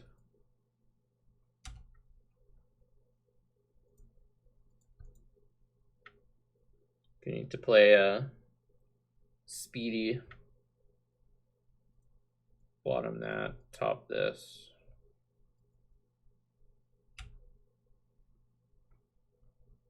That was a really good game.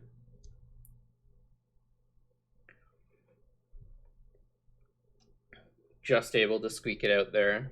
We had the counterflux still in reserve if we really needed it, but looked like we might have ran them out of counterspells just in time. So they're going to 18 this game. That's pretty good. And it looks like they're planning on countering a spell, which we're not going to give them the opportunity to do. Hey Dix, good to see ya. We're playing Scape Shift against a blue-red tempo player currently. How do I feel about blue-red splash black twin as a budget option for a tournament? Yeah, I think that's a totally reasonable option. That's a super powerful strategy that will definitely win you some games. Evasive action's a nice one. I think I'm going to play this and plan to play Impulse. I kind of want to save this Kodama's Reach to get us up to a Consecrated Sphinx. And our opponent hasn't put anything in play, so holding up Evasive Action and Impulse is, I think, what we want to do.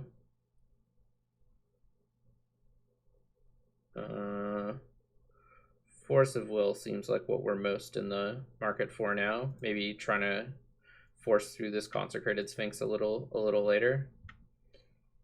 Just planning to get Breeding Pool with this Scalding Tarn.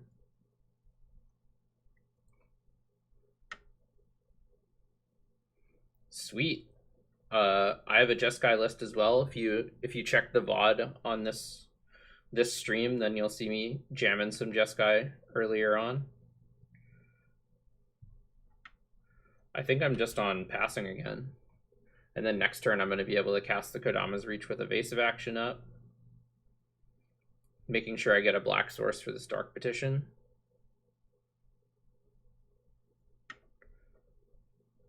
So they're playing Drago, so they almost certainly have counter magic, but our hand has played out pretty well against that plan.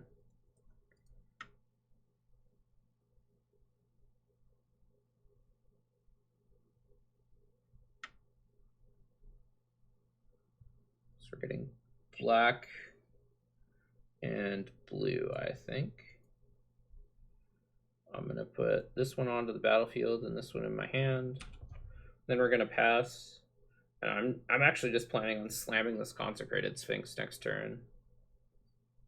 Or wait, next turn we can just win with Scape Shift. All right. Always ask yourself if you can win the game before you put a Consecrated Sphinx into play. Because we have triple counter backup. Yeah, they're seeing our hand of it all. All right, we don't have triple counter backup. We won't have enough mana to cast Evasive Action, but we have this functions as Scape Shift, counterspell.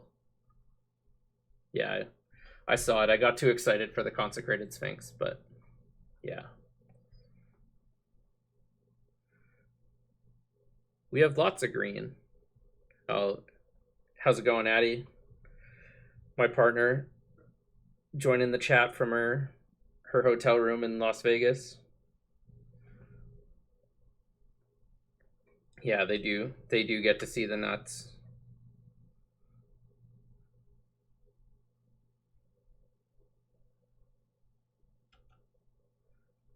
I've often been a member of that club, just not this particular time. I wonder if this is coming off suspend. Oh boy, I think it is. What a day. What a time to be alive.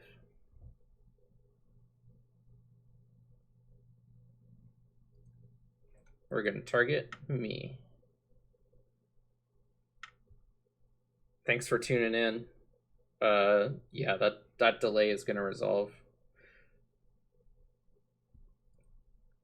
So we just need to make sure we leave open double green. And then we should be there. We have the spell mastery. Got 3 instants or sorceries in there, so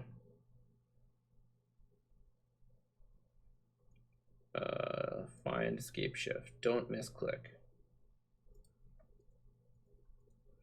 Dix, I don't know if you've been having this problem, but I've misclicked or clicked the wrong thing 3 times now this stream because I've been too used to Arena. The combo of the unfamiliar moto plus streaming as another distraction. Just there's spell snaring. There is a charm. So that's what's happening. Okay. Maybe they're trying to sneak me into countering their spell snare, but I'm not gonna fall for that one. Whew. We got there and under the time constraint. All right. Thank my opponent for the games or the game. Oops. Ask them if they're available for one more.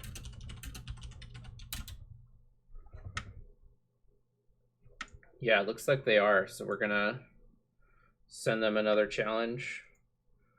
And we're gonna be on our last deck, which is High Tide. So for everyone who wanted to see me jam some High Tide, now's the opportunity.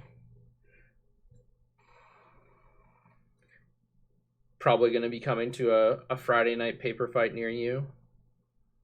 There was a post on one of the videos that needed to get 100 likes, and if it did, I was gonna be locked into playing High Tide on one of the streams. So it got there, so I'm gonna be on High Tide for one of the upcoming Friday night paper fights.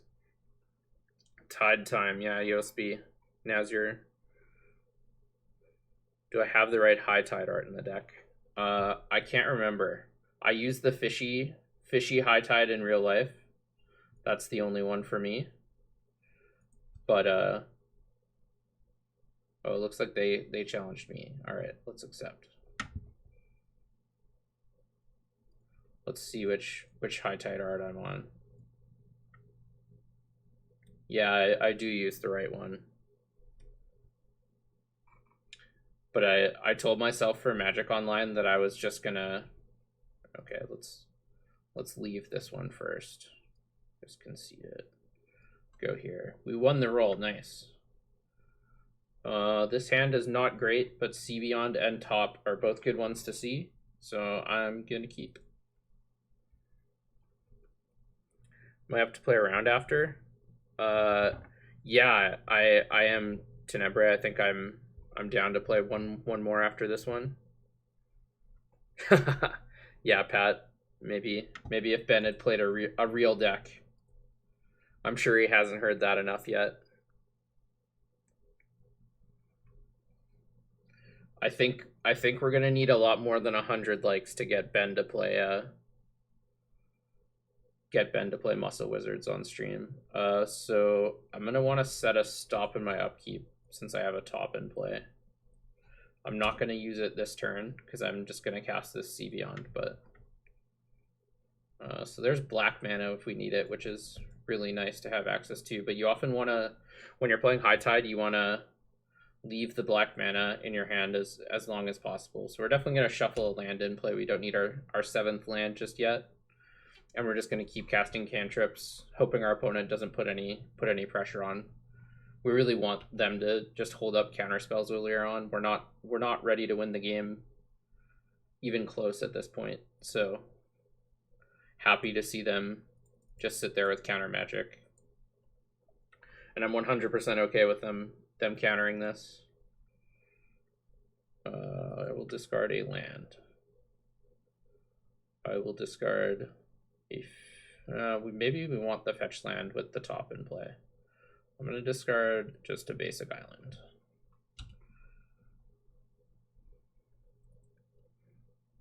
Addy, see rule 4 of the chat. I am never lucky.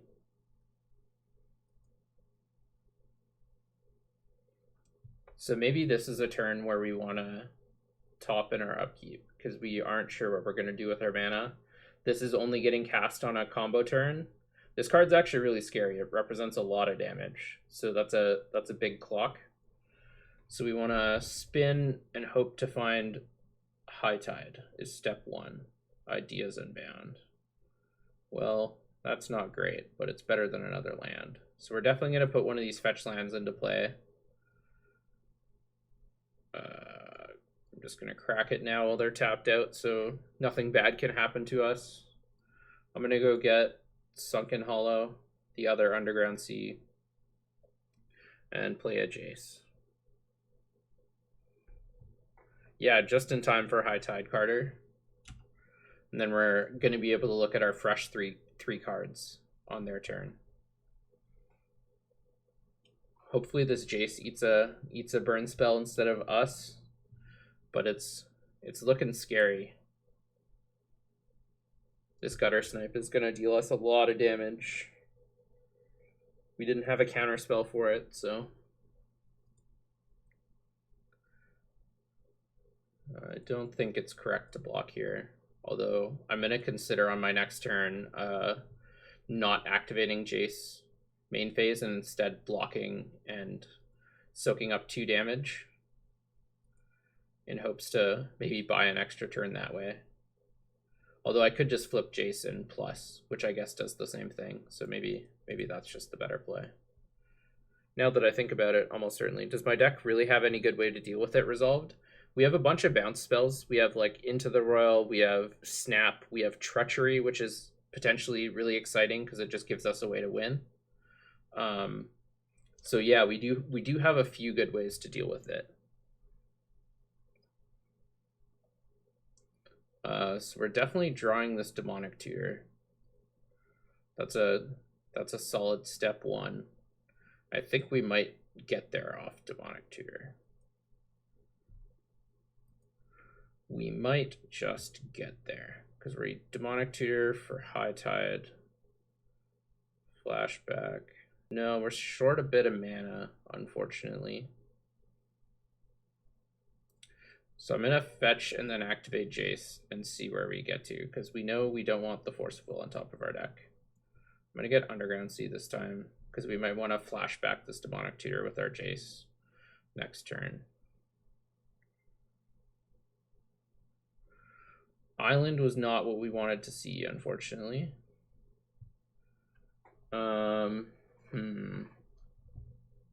So if we don't die next turn, we're in good shape. But unfortunately, they suspended a Rift Bolt, so we're already at virtually 7 life. Oh boy. Yeah, it might be worth topping main phase here. I just don't know how much damage they can produce. So I'm going to think quickly and see if we can get there again. So Tutor for High Tide. High Tide. Then we have 4 mana. No, I think that's too risky. I don't think it's worth going for it. But maybe it's worth it to Demonic Tutor for an answer to this. And then next turn we can flashback the Demonic Tutor and try to go off. That's pretty weak to a counter spell though. All right, I'm gonna start off with topping. Our opponents put us in a really tricky spot. Cryptic Command and Dark Petition. Okay, I think that wins us the game.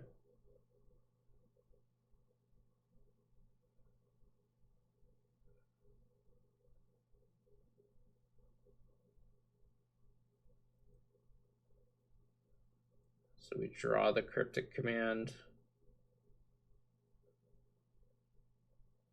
Just bounce this and draw top again.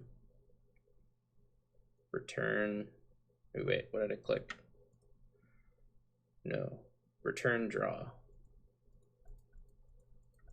Feel like this puts us in a good position to not die.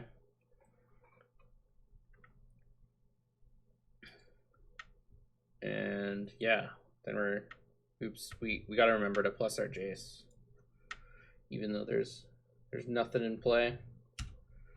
I've definitely done that in paper a bunch. I've like tanked and then had a planeswalker in play and then just forgot to use the planeswalker I had because I was too focused on the other things. So now they need a lot of burn to get us. They definitely have draws in their deck that I'm sure could. Like Price of Progress almost gets us here, but I think we're looking good to win here.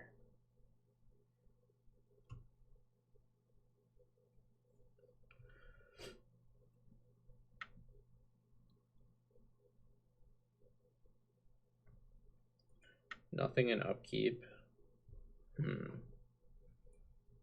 I'm gonna fire off this Demonic Tutor and see if it resolves. Really hoping it does. If they have almost anything, we're probably not winning. Where are you, High Tide? At least they put everything in alphabetical order, so it's pretty easy to deal with.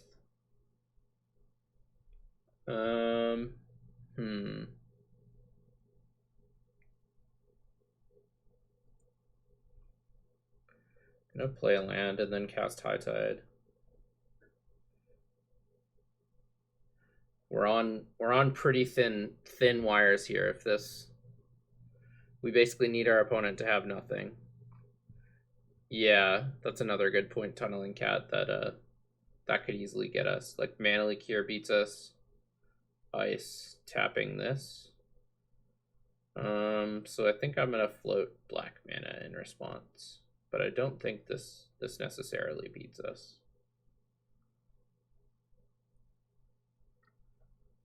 So it's nice that they tapped out before the High Tide resolved.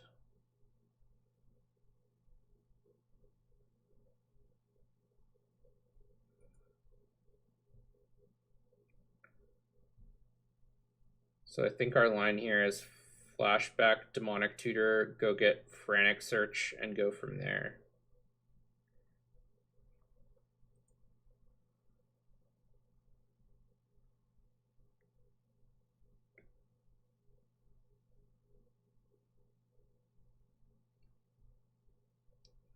No, we need to recur the Demonic Tutor instead of the High Tide, just because of our lack of black mana. And we can only recur either the Demonic Tutor or the High Tide, and we're unable to cast Dark Petition. So we need to get Frantic Search, I think. We're short on mana for Turnabout. But this is going to unlock our black mana again.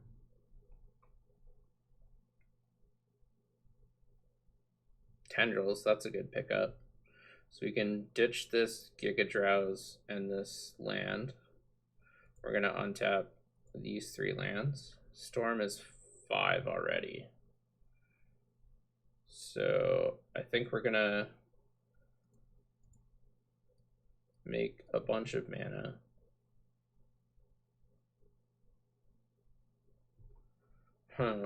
This is kind of awkward. We're going to be short blue mana to Turnabout. This can go get... What does this want to get? I think casting it is almost certainly correct.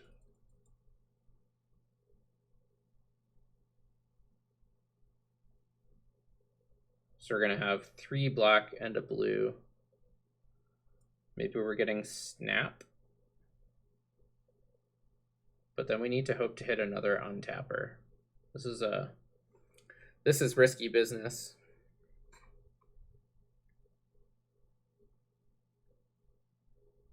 Oh, Candelabra. Oh, Candelabra is a good one here. Let's get that one, I think. Play it, then untap 3.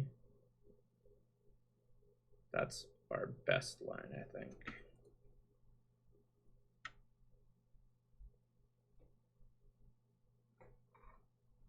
We're still not guaranteed to win here, though.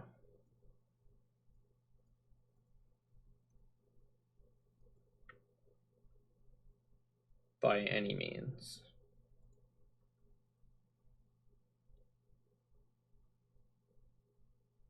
Snap. That one gets us there.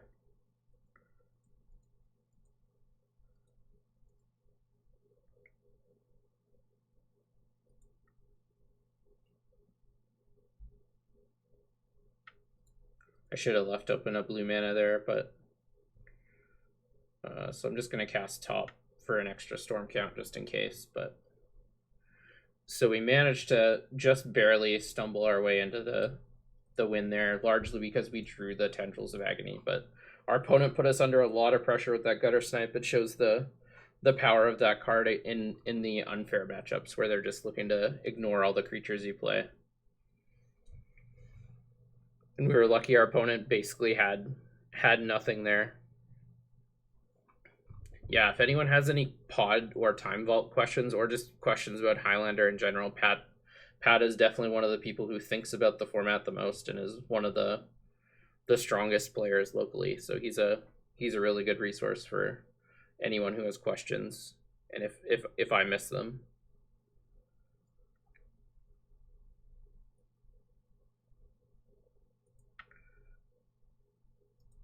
Just gonna play this Fetid Pools here. I don't think this is a game where we wanna be cycling a land. We're pretty low on land drops, so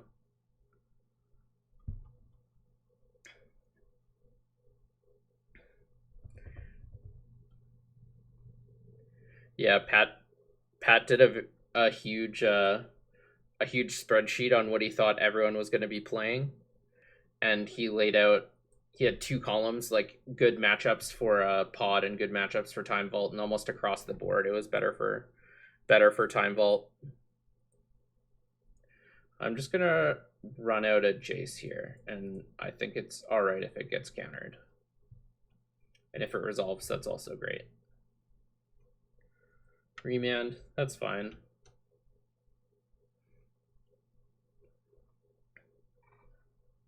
Oh, that Hog Wizard, I'm sure that's Nathan Hogman.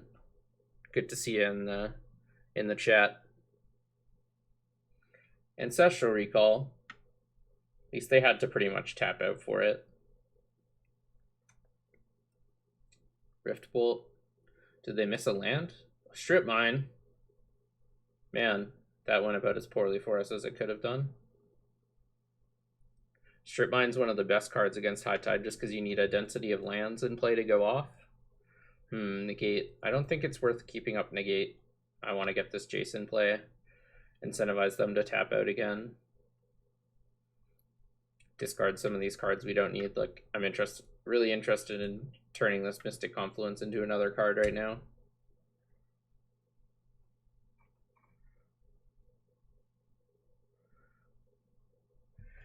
Medium Red Master Nathan Hogman.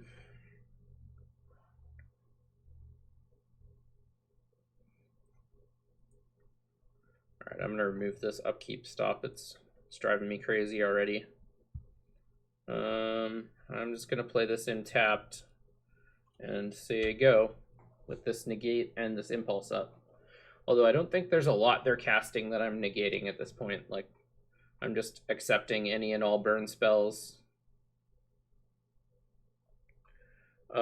It's pretty easy if you organize it in advance. I've found it's not always the easiest to just find it like just like off the cuff, but I think that all right, that resolves. The Discord is a pretty good resource, and I've created a Canlander clan on Magic Online to try to put everyone into one easy to find group. So whenever you see anyone online in the clan, it's pretty reliable that they'll be interested in finding matches. So this is kind of tricky. Sapphire Medallion is one of the best cards in this matchup. It lets us cheat on so much mana, but I think I just need this land to cast my spells. So gonna make the tough choice again and take the land. Time Spiral is a really nice pickup. They didn't have a counterspell last time I tried to cast something good. But I think I'm going to pass. And we're sort of threatening to win the game pretty soon here. If Mystical Teachings resolves and finds us High Tide, then we have High Tide plus Time Spiral, which is usually a pretty good route to victory. Electrode. That's a scary one. So they're sort of setting up a... Looks like they're an interesting version of Tempo that's more spells matter. Yeah, that's a good plan, Hoggy. A lot of the decks are pretty cheap.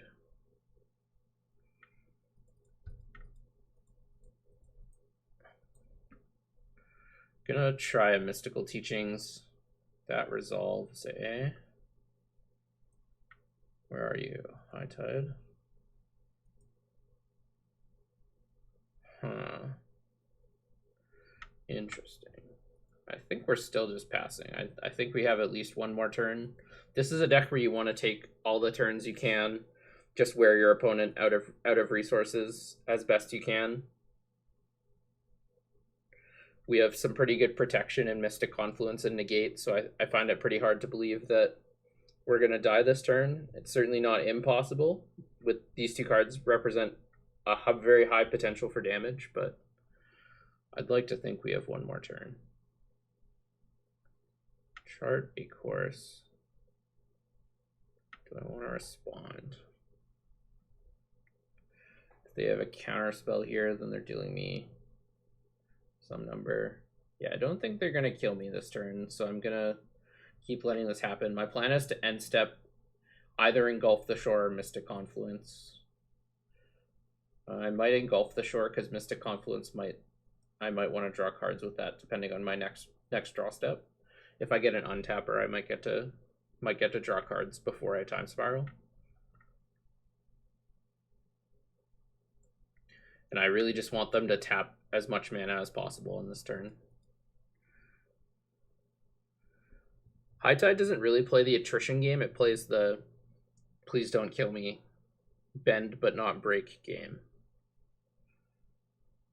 Portent. So that's not really the card they want. I'm going to let that one... Who are they targeting? They're targeting me. That doesn't matter at all. They're probably going to put a land on top of my deck that I want, honestly. So that is not at all a worry at this point. They didn't shuffle.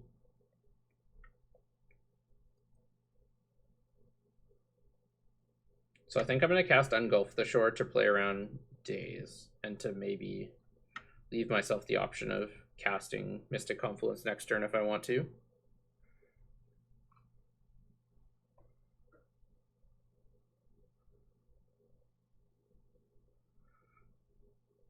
So if they don't counter this, then they're back to no pressure and I can just pass again with Mystic Confluence up. Or I could even try to play Jace the Mind Sculptor, get a counter spell out of their hand. And if they do counter it, then they're likely shields down for the next turn, and we have everything we need to go off. So High Tide's really good at putting your opponent in tricky spots like this where they sort of have to do both things but don't have the resources to do both things.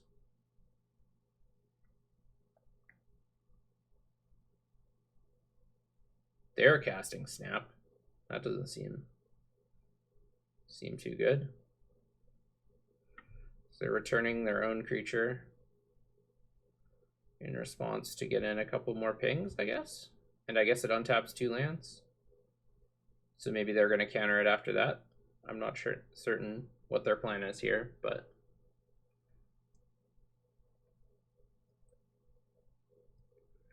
still resolving.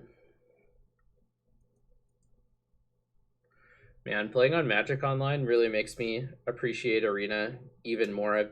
Since Arena came out, I've hardly been playing on Magic Online, really only for Highlander. And it's just so much nicer to have the auto tapper and everything just resolving. Yeah, that is an option. And they get to look scary, which is an underrated thing. So they get to draw on my upkeep. They did leave me a land. So I'm able to go High Tide, negate Time Spiral if I want, which seems pretty great. It loses to Force of Will and Daze. Am I willing to lose to Force of Will and Daze at this point? I don't think I need to. I don't think there's a reason to lose to Force of Will or Daze. I'm just going to play Jace. Yeah, the Dragon Drop, almost a lot of things about it I like a lot more. Obviously, the big downside is you can't play Eternal formats like Highlander, but yeah, double-clicking spells, that's another really good one. So they tried to Mana Leak. I can negate or not negate. I think I'm going to negate and try to test the waters for potential Force of Will action. If not, like, this Jace resolving has got to be good for me. So they are a Bolt deck, so I could Fate Seal. If I'm going to Fate Seal somebody, it's going to be myself. Yeah, I think I like that better than Brainstorming. It likely ensures me getting to Brainstorm next turn as well. If not, they're spending a bunch of mana in burn spells. So I am gonna put this island on the bottom. I don't think this one is where we want to be, but being at 9 with a Jason play is certainly a good spot. So there, if they had Force of Will, blue card, and Daze, and I went for the High Tide negate Time Spiral line, a lot of my resources would have been used up, and so I would have been in pretty big trouble. Like, I would have needed to rebuy High Tide. My Time Spiral would be gone because I would have needed to tap out all my mana. So if they had 2 counter spells, then that would have been it.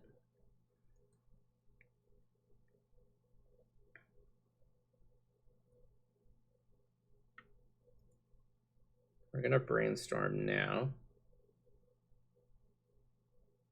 Now we have the Force of Will. How sneaky of us.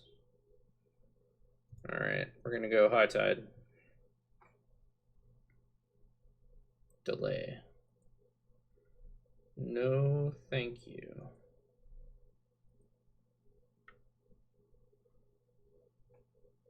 Hey, Mego.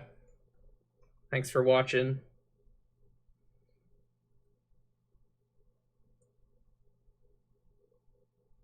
That is a lot of pingers. Alright. We'll leave one of these islands untapped. Don't have it. Opponent. Don't have the Force of Will. Okay. That's not nothing. Not a brick for sure. I'm gonna start with a Sensei's Top. See what we can find off of this.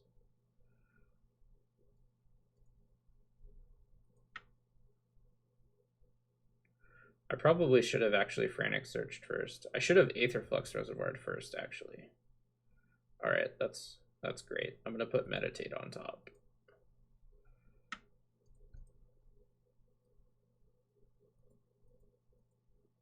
I'm pretty sure we've just won this game. We have loads of mana.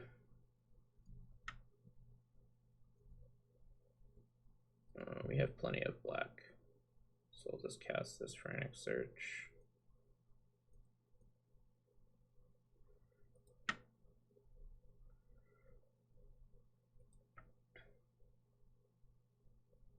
Discard these 2 lands we can't play.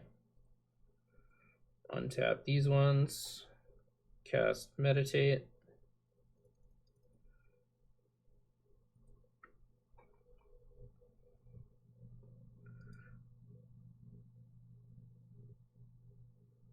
Ooh, that was pretty bad, actually. I'm gonna put this Sentinel Tower in play because it actually kills them faster. Wait, I need to be a little wary on how much mana I use. I think I'm just gonna go for the win with the Aetherflux Reservoir. I'm going to be able to get there fairly easily with this Yawgmoth's Will. Sure. Let's put this... Trinket Mage is really good, actually.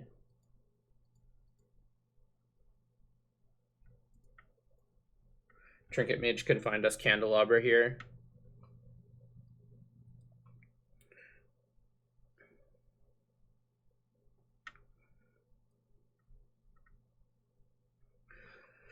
Sorry if I'm not interacting with the chat as much as I could be. This deck's pretty involved, so it's hard to look at and interact while chatting it up. I'm trying to answer all the questions I can though, but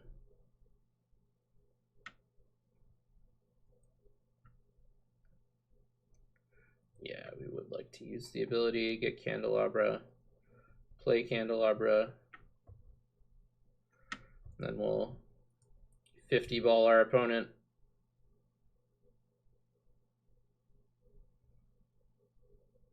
Thanks for the games, Windy.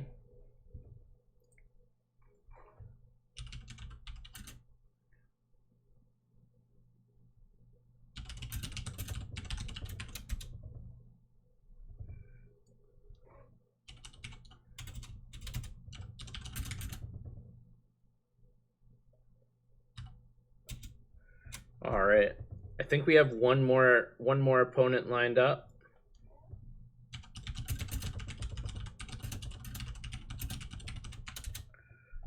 And then we're gonna call the stream probably after this this match. Yeah, I like that spread a lot as well, Pat. I actually like Moxes quite a bit in tempo as well. I think they're pretty important.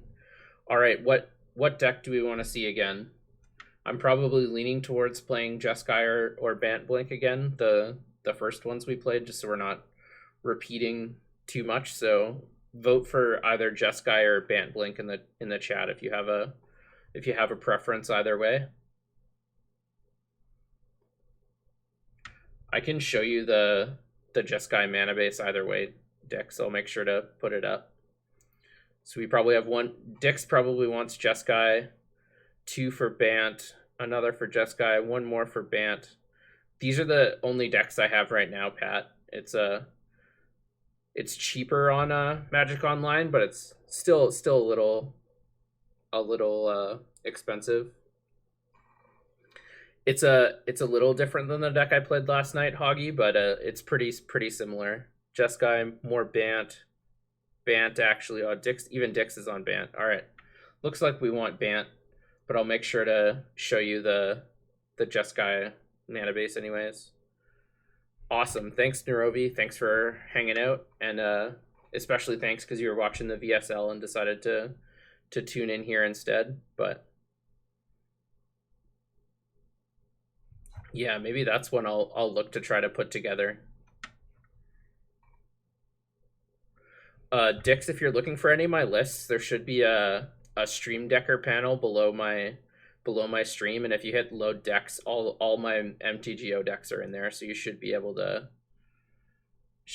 find it, the mana base in there if that's all you're looking for. So this one's a pretty easy mulligan, I think. Just can't cast spells. Really exciting otherwise, but this hand on the other hand is quite great, I'd say.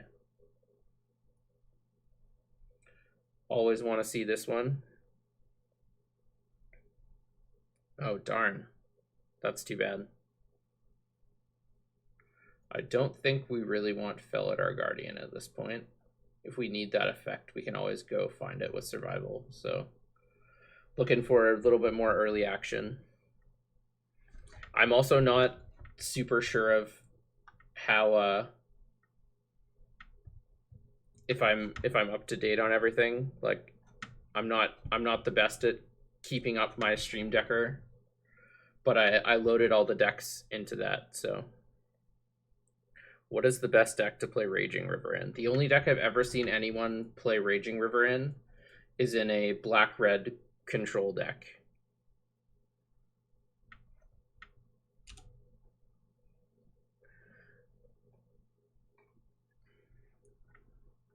Yeah, there's just a lot of things to keep track of when you're streaming. I'm sure I'll get better at it as I go, but I'm still not used to everything. All right, so I've played against this opponent before. They're playing a really interesting channel combo deck. They're playing Lich's Mirror and some Eldrazi, and so they're looking to do some degenerate things that way. So I need to figure out what is the best way to stop their combo, or I need to put in a lot of pressure. So we're definitely going to survival and activate survival, I think. Am I? Or am I just going to blow up this egg? Maybe I'm just going to blow up this egg. I can't remember what the eggs do for them. I think they just filter with mirror and channel mana. So I don't think they're that important. So I am going to cast survival.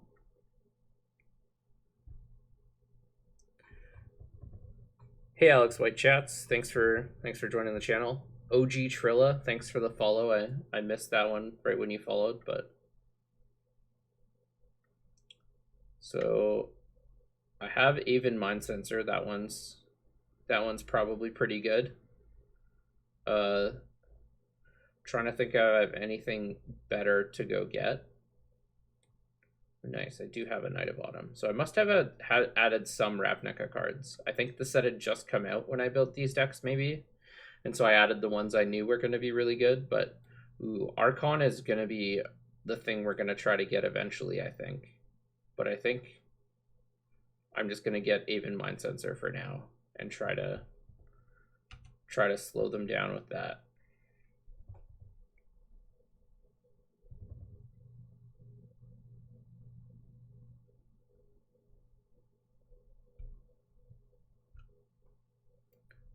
No, this Blink deck is just value, Pat. No combo. I built it for an LRR Friday night stream, so I wanted it to be a little more fun as opposed to just super competitive. But yeah, I think it's pretty close, but maybe not the exact version. But I definitely was playing Tristani in the FNPF version, you're right. So it looks like they missed a land drop there, which is looking pretty good. Maybe this Aven Mindsets will be able to cut them off of another land. And there's the creature that lets us go get Archon. So I'm just going to slam this Aven Mind Sensor into play now. And make them beat us the old-fashioned way.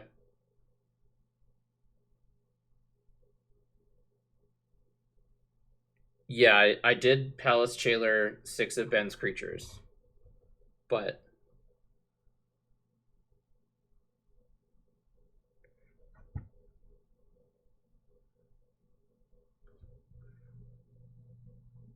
yeah, Pat, maybe that's a good point. I was just playing really face up there, which could be disadvantage. A big disadvantage for sure. Walking Ballista. That's kind of annoying. So I think I'm going to put Archon on sorcery.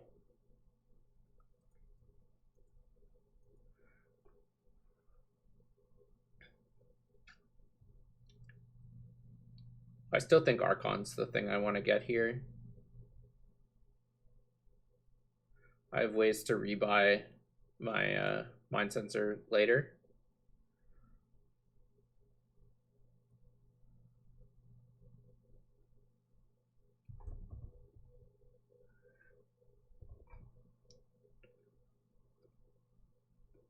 Venser's pretty sweet. That's something that can another thing that can reset my Archon if I need to. So I'm going to try to attack with this Mind Sensor first. So I could flicker it, but they can still just kill it, or I could put a counter on it, but then they can still just kill it.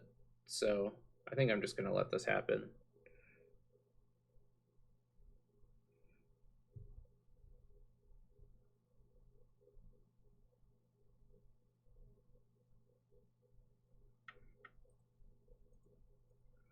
Jailer's pretty good here, yeah.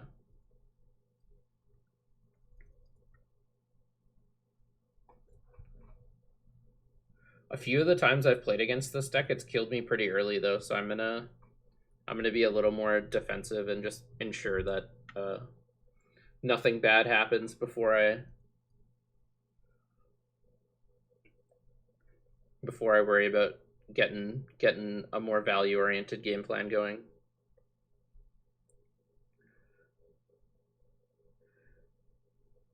Yeah, you're right. I think I have Spellcooler in this deck. I just built a deck that's really similar to this one, but not the same. I don't have Spellcooler, Pat. So you're right, having Spellcooler would probably be pretty good, but not an option for me, unfortunately. Awesome roundtable, yeah. I'm glad to be able to provide some more content. Really appreciate all the support I've been getting. Smart Guy C 1089, thanks for the follow.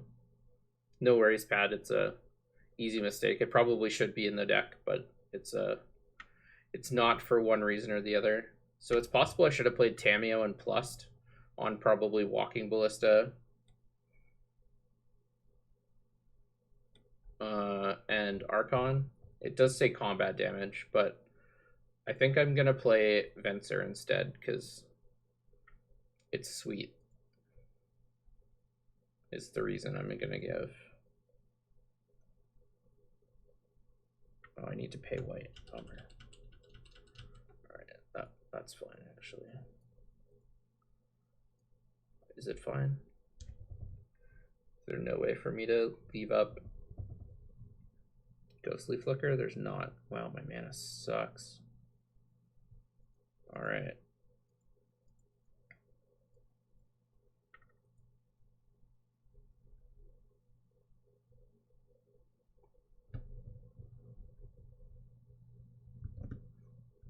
You were playing against Blink. I don't have the Bant clones deck on Magic Online.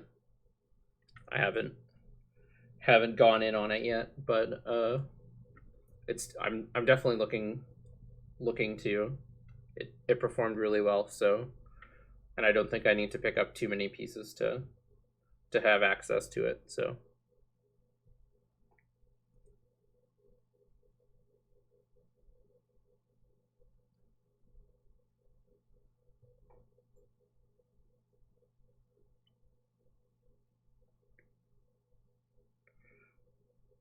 So hopefully this is shutting off our opponent from a number of cards in their hand, and it's going to be really difficult for them to beat the Archon just with this Walking Ballista. That's going to be super slow, so.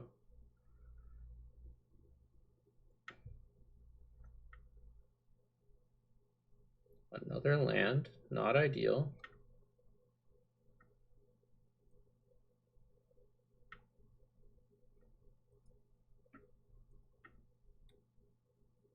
Holy cow, this stops Planeswalkers? That's crazy.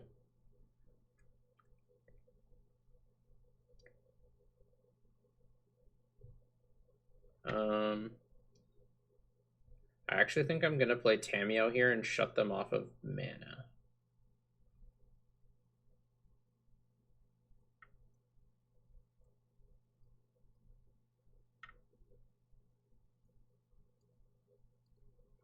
And while leaving up the flicker if need be.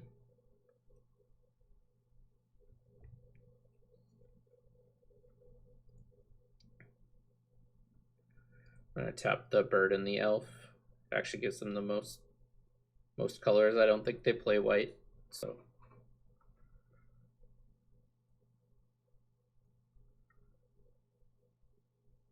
I think their plan is to just put another counter into this ballista.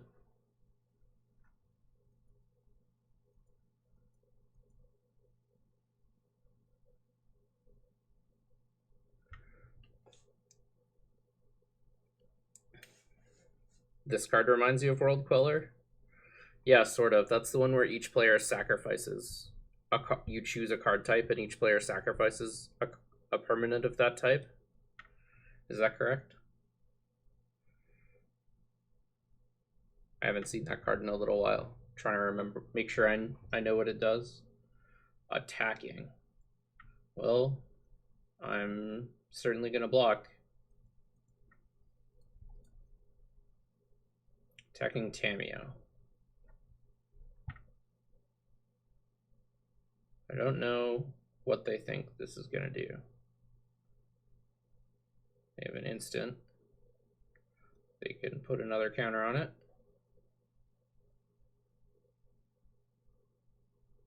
Cast Dark Ritual. Put another counter on it.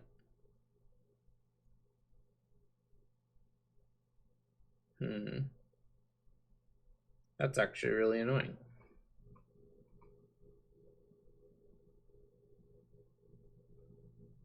So I'm gonna go get Tundra.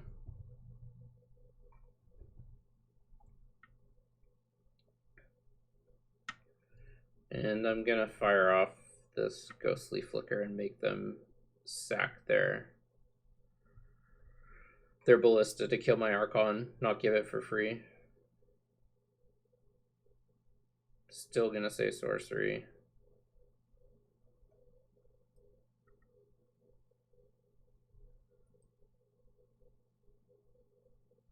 They can't let us... Oh. Yeah, they can't kill it. Because it got exalted. Alright. That was a sneaky trick, opponent. Sneaky, sneaky trick.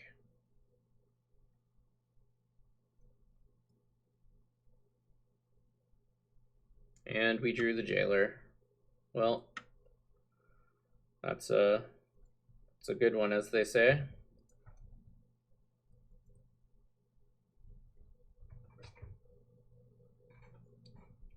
It does, in fact, seem good.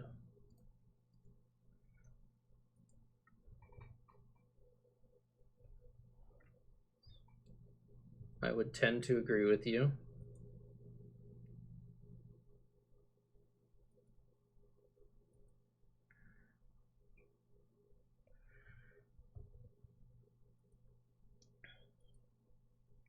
So it looks like they want it in their graveyard. I definitely should have activated Tamiyo before playing that. That was a really bad play, but got too excited about drawing the Jailer.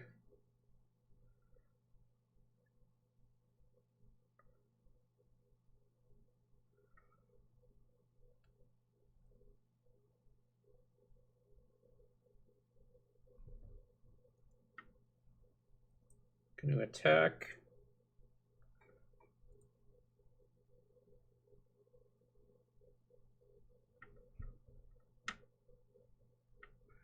Oh man, that would have been a way better line, Pat. Getting goozled by the stream delay.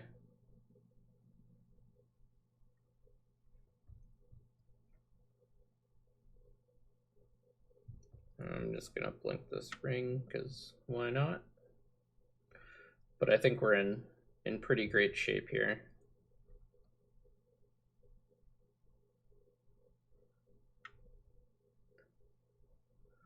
Oh boy, that's a good one.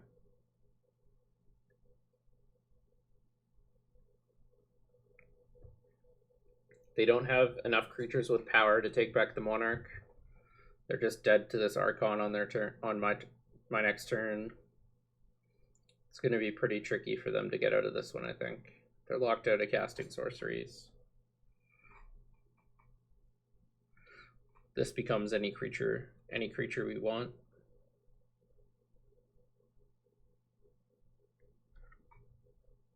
I'm pretty sure we have Revel Arc in the deck. Yeah, we do.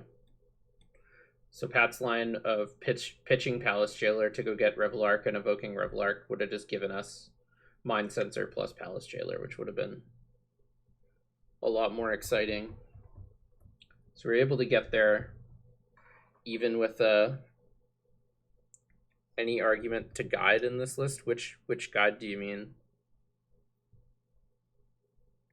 Another survival hand. We got Mana Dork and some early plays. Definitely looking good.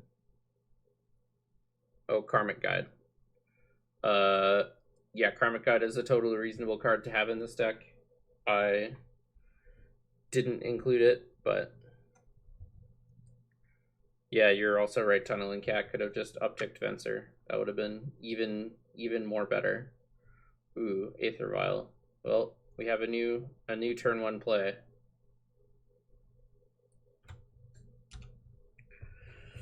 Play the best mana dork in Magic.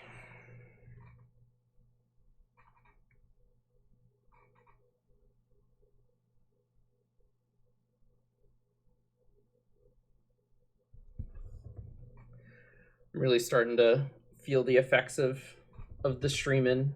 Not starting to play a little worse than I normally do, I think. Definitely takes getting used to.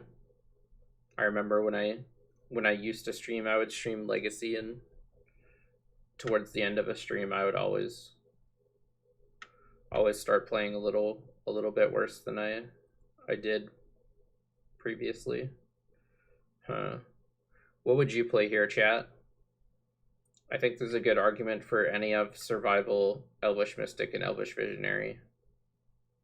I'm leaning towards Elvish Visionary, and then hoping to draw a land in my next two cards and playing Mystic and Survival on my next turn. What do you think? We could also play Mystic and Swords.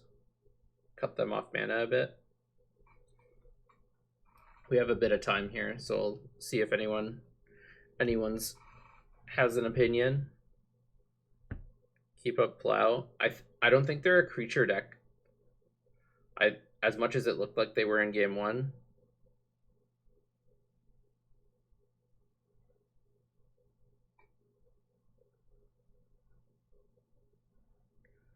Do I have land searching cards? Not really. Oh wait, I have Aether Vial on one, so playing Elvish Mystic is dumb. Yeah, I'm just gonna play Elvish Visionary.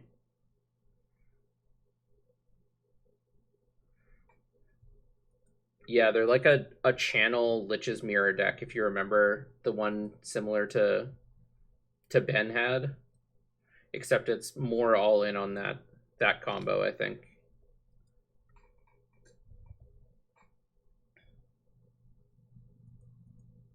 Yeah, I completely forgot I had an Aether Vial, so there's no reason to play an Elfish Mystic for mana.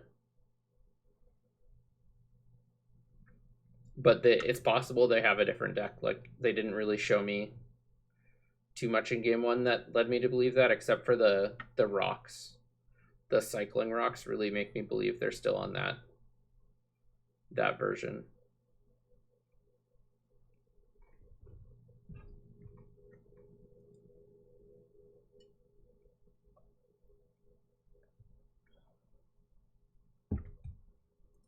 Gonna remember to use our Aether Vial. It's another one I'm bad for.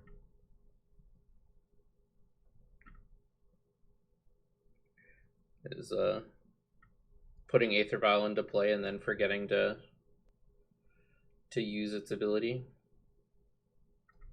Nice, we drew a land.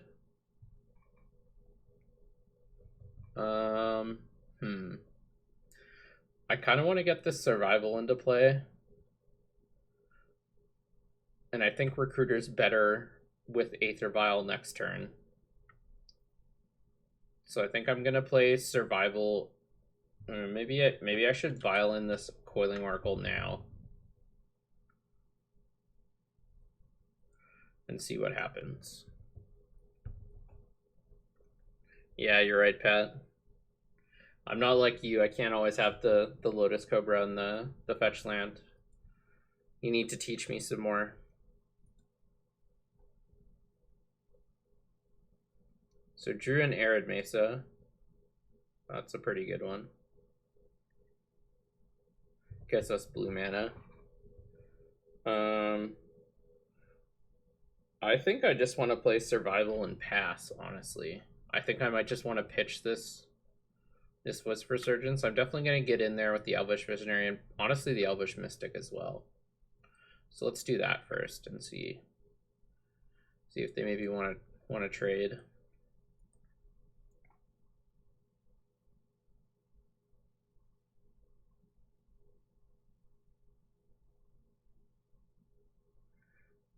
I actually like uh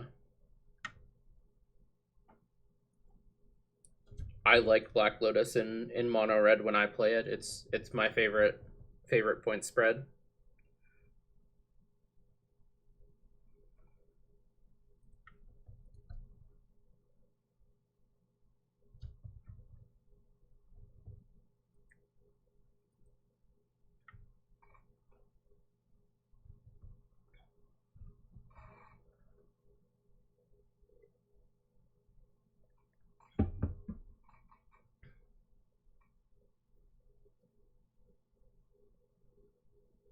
Got something big. Increasing ambition.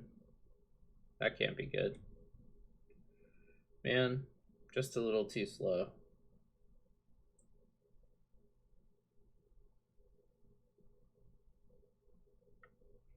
Alright, Pat, I will. It's just so hard in these value decks to include Lotus Cobra. I know it's got a lot of potential, but the slots always seem so tight. Like I always have like 15 or 20 cards that I want to add in and never get to. And so for decks like these, I often use it as an opportunity to try cards that I don't always play. But Lotus Cobra is probably in the optimal version for sure.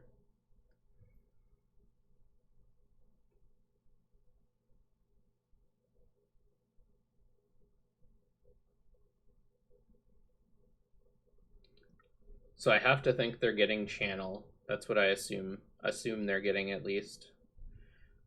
And so I can't think of what I want to get to stop them from channeling.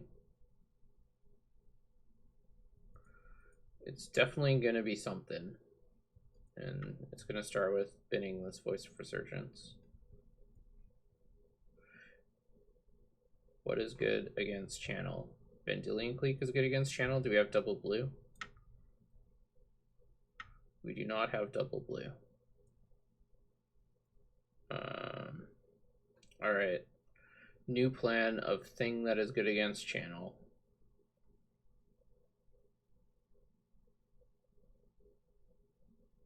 I do have a vial that's about to go up to 3.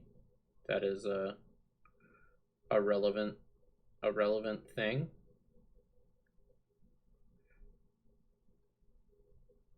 So if they try to Emrakul me, I could get something that stops the Emrakul from attacking with the survival and then vial it in. So I think I'm gonna get Archon and hope to draw a land. Yeah, I do have Clique.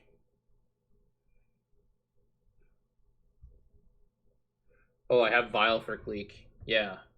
Thank you, chat. That's why I have you when I'm getting tired and the line is right in front of my face and I still can't see it.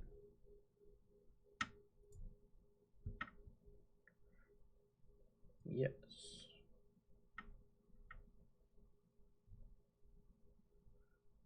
Renegade Rallier, that's a pretty good one. I'm just gonna do this now.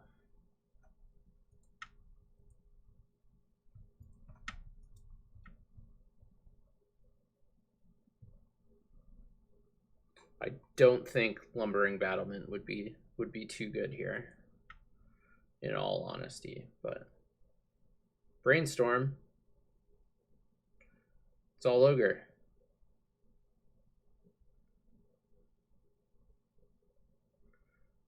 It's not all ogre. I can bin one of these for a Restoration Angel and do it again in their draw step. I think I'm seeing the line this time. Maybe. Hopefully.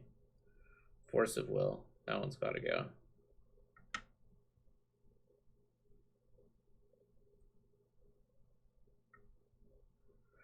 Gotta go.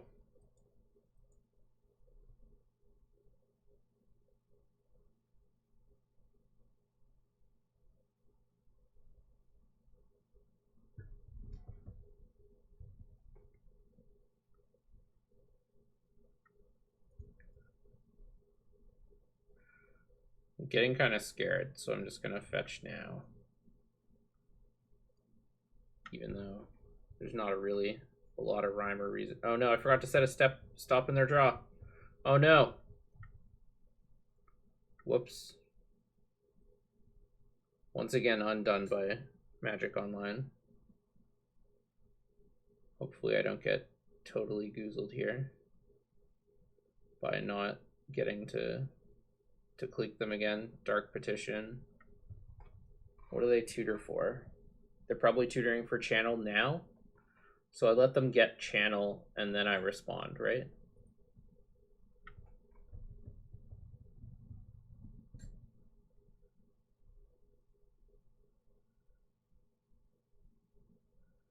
Yeah, nice. See a Renegade Rallier. Wouldn't want to be a Renegade Rallier.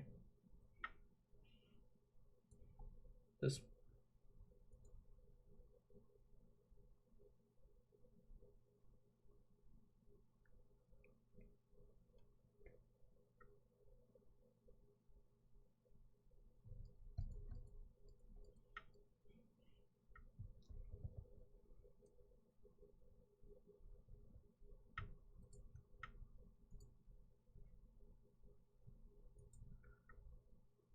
yes. Successfully didn't misclick.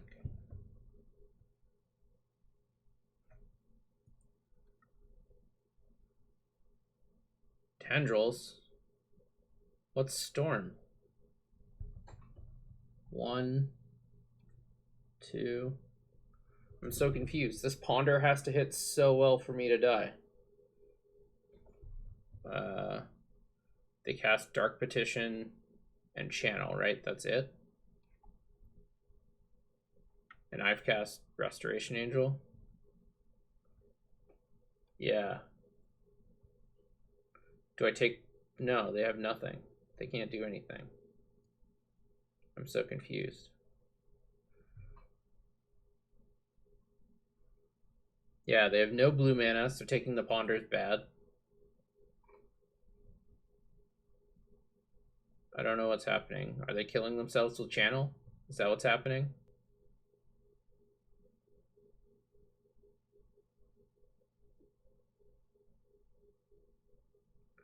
Oh shit, I messed up. Oh no. Oh no.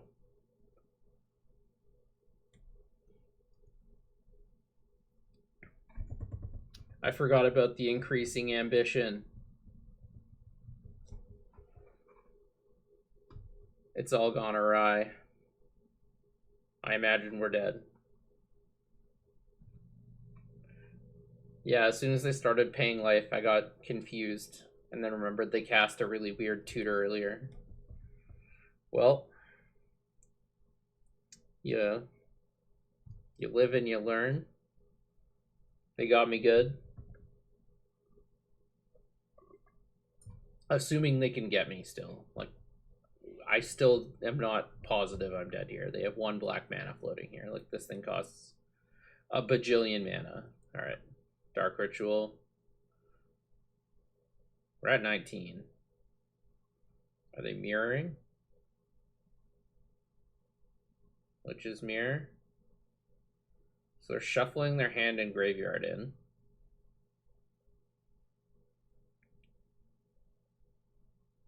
With 4 mana floating. I don't feel dead.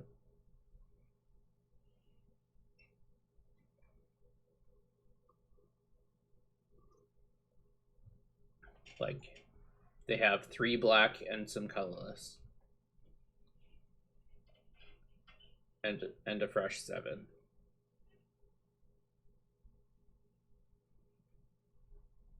Credit voucher. It's like a one-time scroll rack. That's I've honestly never seen this card before.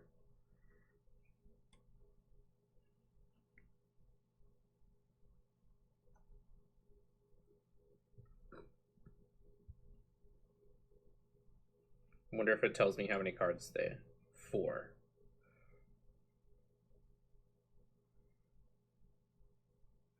Yeah, that's why in regular Storm they don't often play the draw sevens, just because it's not reliable enough to get there.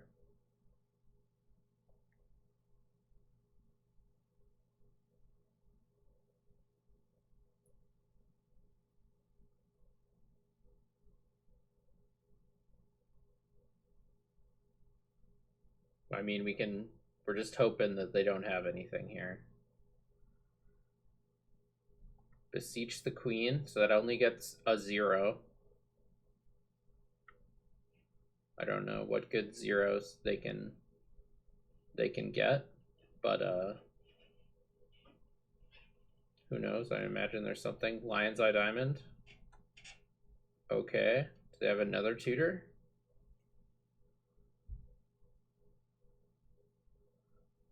Yawgmoth's Will. I imagine they're responding. Mind's Desire. Can they cast it? Yep, sure can. Holy cow, this deck is something else.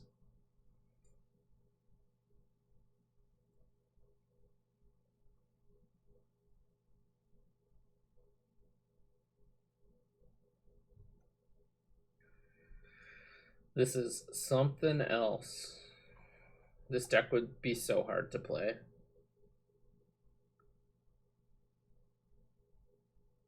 Yeah, this deck is wacky. Why are they casting Credit Voucher? I guess for more Storm?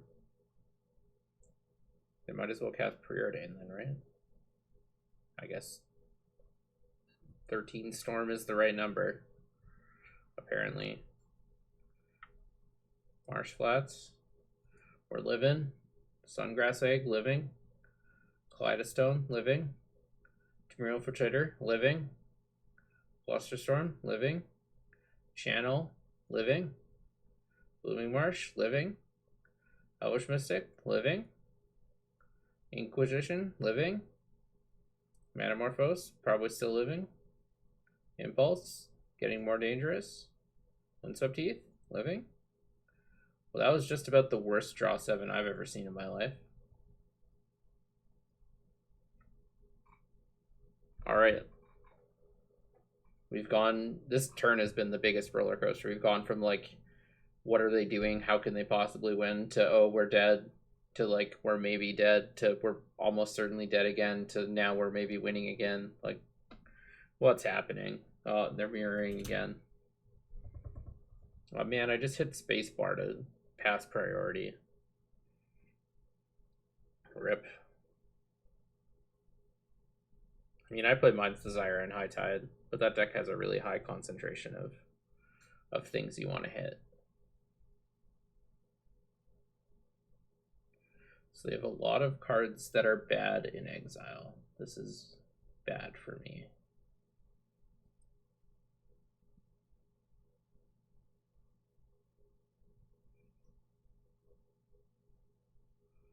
This sure is a ride. Ponder.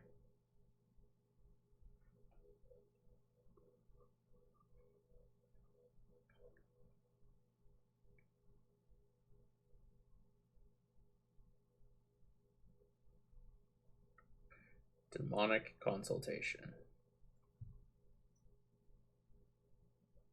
They're short of black on tendrils.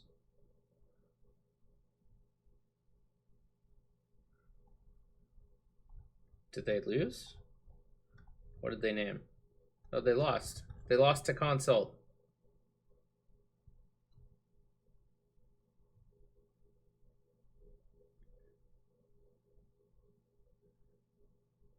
Named Emrakul.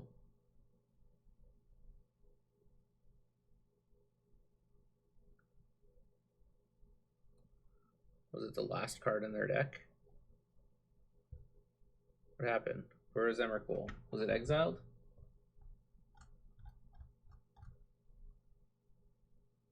I'm so confused. Where did Emrakul go?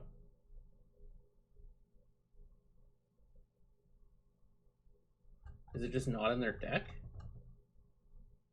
Was it in their hand? What's happening? What happened, chat? Oh, Emrakul was in the top 6.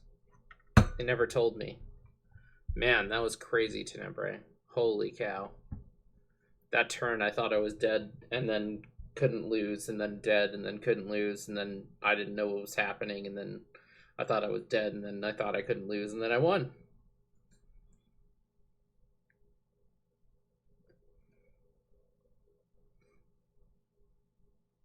So demonic consultation, you name a card, then you exile the top 6. And if the card in a singleton format, if the card you name is in the top 6, you're just exiling your whole library. And so because you name a card, you exile the top 6, then you flip and flip until you hit the named card. And so Emrakul was in the top 6 for our opponent there.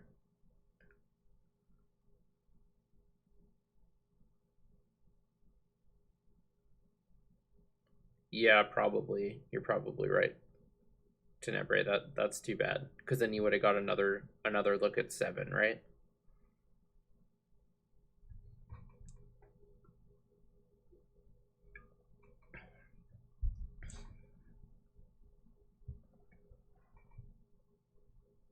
That deck is wacky.